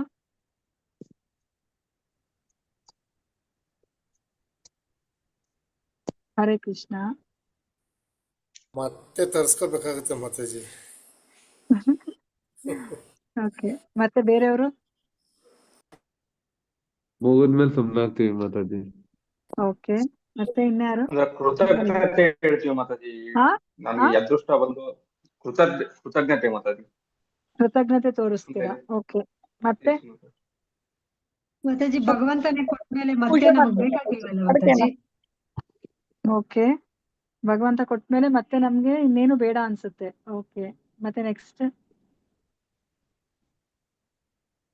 ಇಲ್ಲ ಮಾತಾಜಿ, ಮತ್ತೆ ಪದೇ ಪದೇ ಮತ್ತೆ ಬೇಕು ಅನ್ಸುತ್ತೆ ಕೇಳಕ್ ಮಾತಾಜಿ. ಆಗಲ್ವಲ್ಲ ಮಾತಾಜಿ, ಅಂದ್ರೆ ನಾವ್ ಯಾರು ಒಬ್ಬೊಬ್ರಿಗೆ ಅವನು ನೋಡೋದ ಕೂತ್ಕೊಳಕ್ ಆಗಲ್ವಲ್ಲ, ಹಂಗಾಗಿ ನಮಗ್ ಬಂದಿದ್ದೆ ನಮ್ಗೆ ಪುಣ್ಯ ಅಂತ ಅನ್ಕೋತೀವಿ ಮಾತಾಜಿ. ಓಕೆ. ಇಲ್ಲ ಮಾತಾಜಿ, ಆ ಪಾಯಸವನ್ನ ಮತ್ತೆ ಮತ್ತೆ ಸವಿಬೇಕು ಅಂದ್ರೆ ಆ ಕೃಷ್ಣಾಮೃತವನ್ನ, ಕೃಷ್ಣನ ನಾಮವನ್ನ ಮತ್ತೆ ಮತ್ತೆ ಜಪಿಸ್ಬೇಕು ಅಂತ ಮತ್ತೆ ಮತ್ತೆ ಪ್ರಯತ್ನ ಪಡ್ತೀವಿ ಮಾತಾಜಿ. ಓಕೆ. ಸೊ ನಿಮ್ಗೆ ಆ ಚೈತನ್ಯ ಮಹಾಪ್ರಭು ಅವರ ಗುರುಗಳು ಯಾರು ಈಶ್ವರಪುರಿ, ಅವರ ಗುರುಗಳು ಮಾಧವೇಂದ್ರಪುರಿ. ಅವ್ರ ಕತೆ ಗೊತ್ತಾ? ಮಾಧವೇಂದ್ರಪುರಿ ಅವರ ಕತೆ ನಿಮ್ಗೆಲ್ಲ ಇದಕ್ಕಿಂತ ಮುಂಚೆನೇ ಒಂದ್ಸತಿ ಹೇಳಿದೀನಿ, ನಾನೇ ಹೇಳಿದೀನಿ. ಮಾಧವೇಂದ್ರಪುರಿ ಅವರು ಕ್ಷೀರ್ಚೋರ್ ಗೋಪಿನಾಥ್ ಆ ದೇವಸ್ಥಾನಕ್ಕೆ ಹೋದಾಗ, ಗೋಪಿನಾಥನ ದೇವಸ್ಥಾನಕ್ಕೆ ಹೋದಾಗ ಅವ್ರಿಗೆ ಅಲ್ಲಿ ಏನು ಭಗವಂತನಿಗೆ ಕ್ಷೀರಾನ್ನವನ್ನ ಅವರು ತಗೊಂಡ್ ಹೋಗ್ತಾ ಇರ್ತಾರೆ ಪೂಜಾರಿ. ಸೊ ಅದನ್ನ ನೈವೇದ್ಯ ಆಗಿರೋದಿಲ್ಲ. ಅವರು ಕೇಳಿರ್ತಾರೆ ಆ ಕ್ಷೀರಾನ್ನ ತುಂಬಾನೇ ಸ್ವಾದಿಷ್ಟವಾಗಿರುತ್ತೆ ಅಂತ. ಸೊ ಅವ್ರು ಏನ್ ಯೋಚನೆ ಮಾಡ್ತಾರೆ, ಸೊ ನನ್ನ ಗೋಪಾಲನಿಗೂ ಸಹ ನಾನೇನಾದ್ರೂ ಇದ್ರ ರುಚಿ ನೋಡಿದ್ರೆ ನನ್ನ ಗೋಪಾಲನಿಗೂ ಸಹ ಇದೇ ತರದ ಒಂದು ಕ್ಷೀರಾನ್ನವನ್ನ ನಾನು ಮಾಡಬಹುದು ಅಂತ ಅವ್ರು ಯೋಚನೆ ಮಾಡ್ತಾರೆ.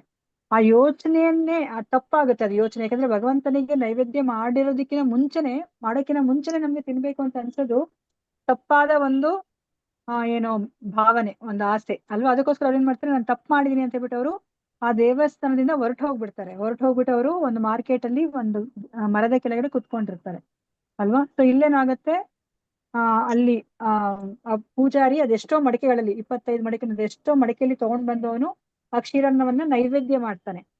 ಸೊ ಅದೆಲ್ಲ ನೈವೇದ್ಯ ಎಲ್ಲ ಮಾಡಿದಾದ್ಮೇಲೆ ಎಲ್ಲವನ್ನ ಅವರು ಭಕ್ತಾದಿಗಳಿಗೆ ಹಂಚಿಬಿಡ್ತಾರೆ. ಅದಾದ್ಮೇಲೆ ಅವರು ಅಂದ್ರೆ ದೇವಸ್ಥಾನವನ್ನ ಕ್ಲೋಸ್ ಮಾಡ್ಕೊಂಡು ಅವ್ರ ಮನೆಗೆ ಹೋಗಿ ಆ ಪೂಜಾರಿ ಮಲ್ಕೋತಾರೆ. ಸೊ ಮಲ್ಕೊಂಡಾಗ ಕನ್ಸಲ್ಲಿ ಏನಾಗತ್ತೆ, ಅವ್ರಿಗೆ ಗೋಪಿನಾಥ್ ಬರ್ತಾರೆ. ಗೋಪಿನಾಥ್ ಬಂದ್ಬಿಟ್ಟು ಏನ್ ಹೇಳ್ತಾರೆ, ಎದ್ದೋಳಿಸ್ಬಿಟ್ಟು, ಎದ್ದೋಳು, ನೀನು ಇವಾಗ್ಲೇನೆ ನೀನು ದೇವಸ್ಥಾನಕ್ಕೆ ಹೋಗು, ನಾನು ಏನ್ ಮಾಡಿದೀನಿ, ನನ್ನ ಕರ್ಟನ್ ಹಿಂದ್ಗಡೆ, ನಿನ್ನ ಕರ್ಟನ್ ಇದೆಯಲ್ಲ, ನನ್ನ ವಿಗ್ರಹದಿಂದ ಕರ್ಟನ್ ಇದೆಯಲ್ಲ ಅದ್ರ ಹಿಂದ್ಗಡೆ ನಾನು ಒಂದು ಕ್ಷೀರಾನ್ನದ ಒಂದು ಮಡಿಕೆಯನ್ನ ನಾನು ನನ್ನ ಭಕ್ತನಿಗೋಸ್ಕರ ಎತ್ತಿಟ್ಟಿದೀನಿ.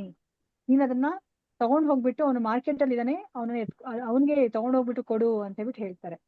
ಸೊ ಅವಾಗ ಏನ್ ಮಾಡ್ತಾನೆ ಇವನು, ಬೇಗ ಎದ್ದು ಸ್ನಾನ ಮಾಡ್ಕೊಂಡು ದೇವಸ್ಥಾನಕ್ಕೆ ಹೋಗಿ ಅಲ್ಲಿ ನೋಡಿದ್ರೆ ಅವನಿಗೇನೆ ಆಶ್ಚರ್ಯ ಅಲ್ವಾ, ಹೇಗೆ ಮಡಿಕೆ ಹಿಂದೆ ಹೋಗ್ಲಿಕ್ಕೆ ಸಾಧ್ಯ, ಆ ಕರ್ಟನ್ ಹಿಂದೆ ಹೋಗ್ಲಿಕ್ಕೆ ಸಾಧ್ಯ ಅಲ್ವಾ. ಅದಕ್ಕೆ ಅವತ್ತಿನಿಂದ ಆ ಗೋಪಿನಾಥನನ್ನ ಕ್ಷೀರ ಗೋಪಿನಾಥ್ ಅಲ್ವಾ.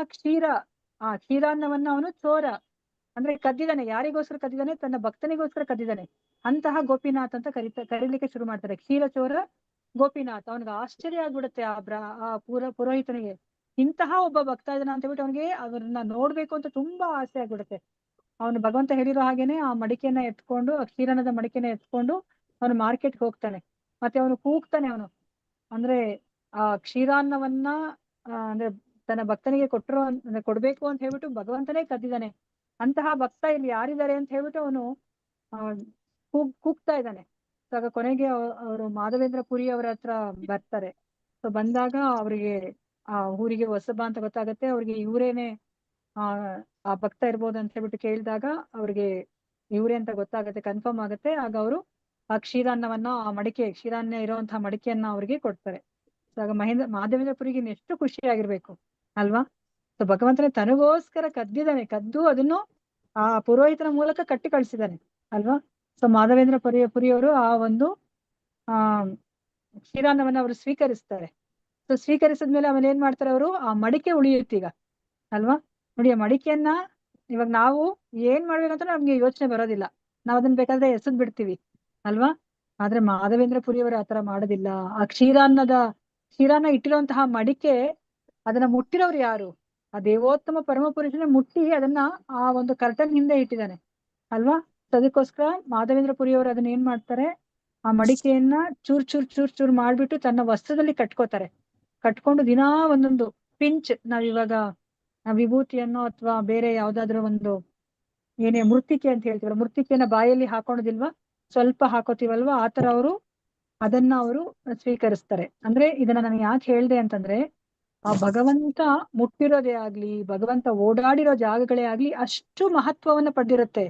ಯಾರಿಗೆ ಆ ಭಗವಂತನ ಮೇಲೆ ಪ್ರೀತಿ ಇರುತ್ತೋ ಆಗ ಭಗವಂತ ಏನೆಲ್ಲ ಮಾಡಿದರೆ ಪ್ರತಿಯೊಂದ್ರ ಮೇಲೂ ಸಹ ಅವರಿಗೆ ಪ್ರೀತಿ ಇರುತ್ತೆ. ಭಗವಂತ ನಡೆದಾಡಿರೋ ಜಾಗ, ಭಗವಂತ ಮುಟ್ಟಿರುವಂತಹ ಜಾಗ, ಭಗವಂತ ಬಳಸಿರುವಂತಹ ವಸ್ತುಗಳು ಎಲ್ಲವೂ ಸಹ ಪ್ರೀತಿದಾಯಕವಾಗಿರುತ್ತೆ. ಇವಾಗ ನೋಡಿ, ನಮ್ಮ ಮಗು ಬೆಳೆಯುತ್ತೆ, ಬೆಳೆದು ದೊಡ್ಡನಾಗ್ಬಿಡುತ್ತೆ. ಆದ್ರೆ ಆ ಮಗು ಉಪಯೋಗಿಸಿರುವಂತ ವಸ್ತುಗಳನ್ನ ನಾವು ಬಿಸಾಕ್ತಿವ ಆ ಇಲ್ಲ ಮಗು ಬರ್ತಿರೋ ಮಾತಾಜಿ, ಚಿತ್ರವನ್ನೇ ಆಗ್ಲಿ, ಇಲ್ಲ ಇಲ್ಲ ಚಿಕ್ಕ ಚಿಕ್ಕ ಬಟ್ಟೆಗಳನ್ನೇ ಆಗ್ಲಿ, ಚಿಕ್ಕ ಚಿಕ್ಕ ಶೂಸ್ ಅನ್ನೇ ಆಗ್ಲಿ, ಚಿಕ್ಕ ಚಿಕ್ಕ ಅವರ ಆಟ ಸಾಮಾನನ್ನೇ ಆಗ್ಲಿ ನಾವೇ ಬಿಸಾಕ್ಬಿಡ್ತೀವ. ಇಲ್ಲ ಮಾತಾಜಿ, ಬಿಸಾಕಲ್ಲ. ಎತ್ತಿಟ್ಕೊಂಡಿರ್ತೀವಿ. ನಮ್ಗೆ ಎಷ್ಟು ಪ್ರೀತಿ ಅಲ್ವಾ ಅದ್ರ ಮೇಲೆ. ನಮ್ಮ ಮಗುವನ್ನ ಎಷ್ಟು ಪ್ರೀತಿಸ್ತೀವೋ ಹೌದು. ಹಾಗೆ ನಮ್ಮ ಮಗು ಬಳಸಿರೋ ವಸ್ತುಗಳೆಲ್ಲ ನಮ್ಮನ್ನ ಪ್ರೀತಿಸ್ತೀವಿ. ಅದೇ ತರನೇ ಆ ಭಗವಂತ ಲೀಲೆ ಮಾಡಿರುವಂತ ಸ್ಥಳಗಳು ಆ ಭಗವಂತನ ಶುದ್ಧ ಭಕ್ತರಿಗೆ ತುಂಬಾ ಪ್ರೀತಿದಾಯಕ. ಆ ಜಾಗದಲ್ಲಿ ಹೋದ್ರೆ ಅವ್ರು ಭಗವಂತನನ್ನೇ ಅವರು ಅಲ್ಲಿ ಕಾಣಂಗೆ ಅವ್ರಿಗೆ ಅನ್ಸುತ್ತೆ.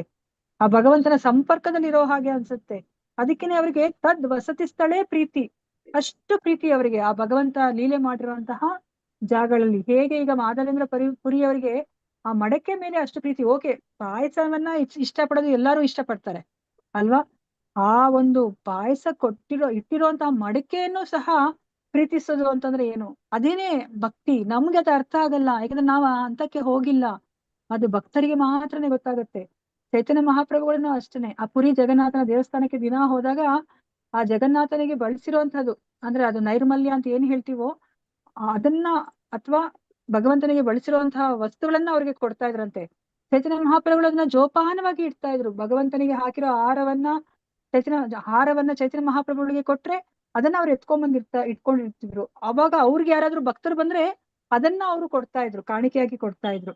ಸೊ ಈ ತರ ಎಷ್ಟು ಅಂದ್ರೆ ಅವರ ಭಕ್ತರಿಗೆ ಅವ್ರು ಅದನ್ನ ಕೊಟ್ಟಿದ್ದಾರೆ. ಅವ್ರು ಅದನ್ನ ಜೋಪಾನವಾಗಿ ಚೈತನ್ಯ ಮಹಾಪ್ರಭುಗಳು ಕೊಟ್ಟಿದಾರಲ್ಲ ಅಂತ ಹೇಳ್ಬಿಟ್ಟು ಆ ಹಾರವನ್ನ ಅವರು ಇಟ್ಕೋತಾ ಇದ್ರು. ಅದೇ ತರ ಜಗನ್ನಾಥನಿಗೆ ಏನ್ ಹೇಳ್ತಾರೆ, ಸ್ನಾನ ಮಾಡಿಸೋದು, ಅವ್ರಿಗೆ ಅಲ್ಲಿಗೆ ಏನಂತ ಹೇಳ್ತಾರೆ ಮಾರ್ಜನ ಅಂತೀವಲ್ಲ, ಅದನ್ನ ಮಾಡಿಸಿದಾಗ ಒಂದು ಕಡ್ಡಿಯನ್ನ ಉಪಯೋಗಿಸ್ತಾರೆ ಅವರು. ಅದನ್ನು ಸಹ ಅವರು ಭಕ್ತರಿಗೆ ಕೊಡ್ತಾರೆ. ಸೊ ಅದನ್ನು ಸಹ ಅವರು ಅಷ್ಟು ಪ್ರೀತಿಪೂರ್ವಕವಾಗಿ ಅವ್ರು ಅದನ್ನ ಇಟ್ಕೋತಾರೆ. ಆ ಭಗವಂತ ಉಪಯೋಗಿಸಿರೋ ವಸ್ತುಗಳನ್ನೆಲ್ಲನೂ ಸಹ ಅವರು ಪ್ರೀತಿಸ್ತಾರೆ. ಇವಾಗ ನಮ್ ಕೈಲಿ ಆಗುತ್ತಾ ಒಣಗೋಗಿರೋ ಹೂವನ್ನ ಭಕ್ತಿಯಿಂದ ನಾವು ಎತ್ತಿಡ್ತೀವ ಅಲ್ವಾ. ಆ ಒಂದು ಹಂತಕ್ಕೆ ಬರ್ತೀವ ನಾವು, ಜೋಪಾನ ಮಾಡೋ ಹಂತಕ್ಕೆ ಬರ್ತೀವ ಬಂಗಾರದ ತರ ಅಲ್ವಾ. ಇದೆಲ್ಲವೂ ಸಹ ಭಾವಭಕ್ತಿಯಲ್ಲಿ ಇರುವಂತವ್ರಿಗೆ ಸಾಧ್ಯ ಆಗುತ್ತೆ. ನಾವು ಸುಮ್ನೆ ಮಾಡಿದ್ರೆ ನಟನೆ ಆಗುತ್ತೆ. ಇವಾಗ ಅದನ್ನೇ ಇಲ್ಲಿ ಹೇಳ್ತಾ ಇದಾರೆ, 2 ತರದ ರತಿ ಇರುತ್ತೆ ಅಂತ ಹೇಳ್ಬಿಟ್ಟು. ಸೊ ಅದ್ರ ಬಗ್ಗೆ ನಿಮ್ಗೆ ನಾಳೆ ಗೀತಾ ಮಾತಾಜಿ ಇದ್ರ ಬಗ್ಗೆ ನಿಮ್ಗೆ ಎಕ್ಸ್ಪ್ಲೈನ್ ಮಾಡ್ತಾರೆ. ಆ ಕೃಷ್ಣರತಿ ಎಲ್ಲರಿಗೂ ಬರ್ಲಿಕ್ಕೆ ಸಾಧ್ಯ ಇಲ್ಲ ಅಲ್ವಾ. ಶುದ್ಧ ಭಕ್ತರಿಗೆ ಮಾತ್ರ. ನಾವು ಸುಮ್ನೆ ಆಕ್ಟಿಂಗ್ ಮಾಡಿದ್ರೆ ಅದು ಸಾಧ್ಯ ಇಲ್ಲ ಅಲ್ವಾ. ಸೊ ಅದು ಒಳಗಿಂದನೇ ಅದು ಬರ್ಬೇಕಾಗತ್ತೆ. ಸೊ ಇದನ್ನ ನೀವು ನಾಳೆ ತಿಳ್ಕೊಳ್ಳಿರಂತೆ. ಭಕ್ತಿ ರಸಾಮೃತ ಸಿಂಧು ಗ್ರಂಥ ಮಹಾರಾಜ್ ಕಿ ಜೈ, ರೂಪ ಗೋಸ್ವಾಮಿ ಕಿ ಜೈ, ಷಡ್ ಗೋಸ್ವಾಮಿ ಕಿ ಜೈ, ಶ್ರೀಲ ಪ್ರಭುಪಾದ್ ಕಿ ಜೈ, ಶ್ರೀಲ ಗುರುದೇವ್ ಕಿ ಜೈ, ನೀವು ನೆರೆದಿರುವ ಅನಂತ ಕೋಟಿ ವೈಷ್ಣವ ಭಕ್ತರೊಂದಿಗೆ ಕಿ ಜೈ. ವಾಂಚಕಲ್ಪತರುಭ್ಯಶ್ಚ ಕೃಪಾ ಸಿಂಧುಭ್ಯೇವ ಚ ಪತಿತಾನಾಂ ಪಾವನೇಭ್ಯೋ ವೈಷ್ಣವೇಭ್ಯೋ ನಮೋ ನಮಃ. ಹರೇ ಕೃಷ್ಣ ಕೃಷ್ಣ ಕೃಷ್ಣ ಹರೇ ಹರೇ, ಹರೇ ರಾಮ ರಾಮ ರಾಮ ಹರೇ ಹರೇ. ಹರೇ ಕೃಷ್ಣ. ಎಲ್ಲರಿಗೂ ಧನ್ಯವಾದಗಳು. ಇಷ್ಟೊತ್ತು ನೀವು ಶ್ರದ್ಧೆಯಿಂದ ಕುತ್ಕೊಂಡು ಕೇಳೋದಕ್ಕೆ ಧನ್ಯವಾದಗಳು ದೇವಸ್ಥಾನದ ಪರವಾಗಿ ಎಲ್ಲರಿಗೂ ಧನ್ಯವಾದಗಳನ್ನ ಅರ್ಪಿಸ್ತಾ ಇದ್ದೀನಿ. ಪ್ರತಿ ಕ್ಷಣವೂ ಕೃಷ್ಣ ನಾಮಸ್ಮರಣೆ ಮಾಡ್ತಾ ಇರಿ. ಒಂದು ಕ್ಷಣವೂ ಕೃಷ್ಣನ ಮರೆತು ಇರಬೇಡಿ.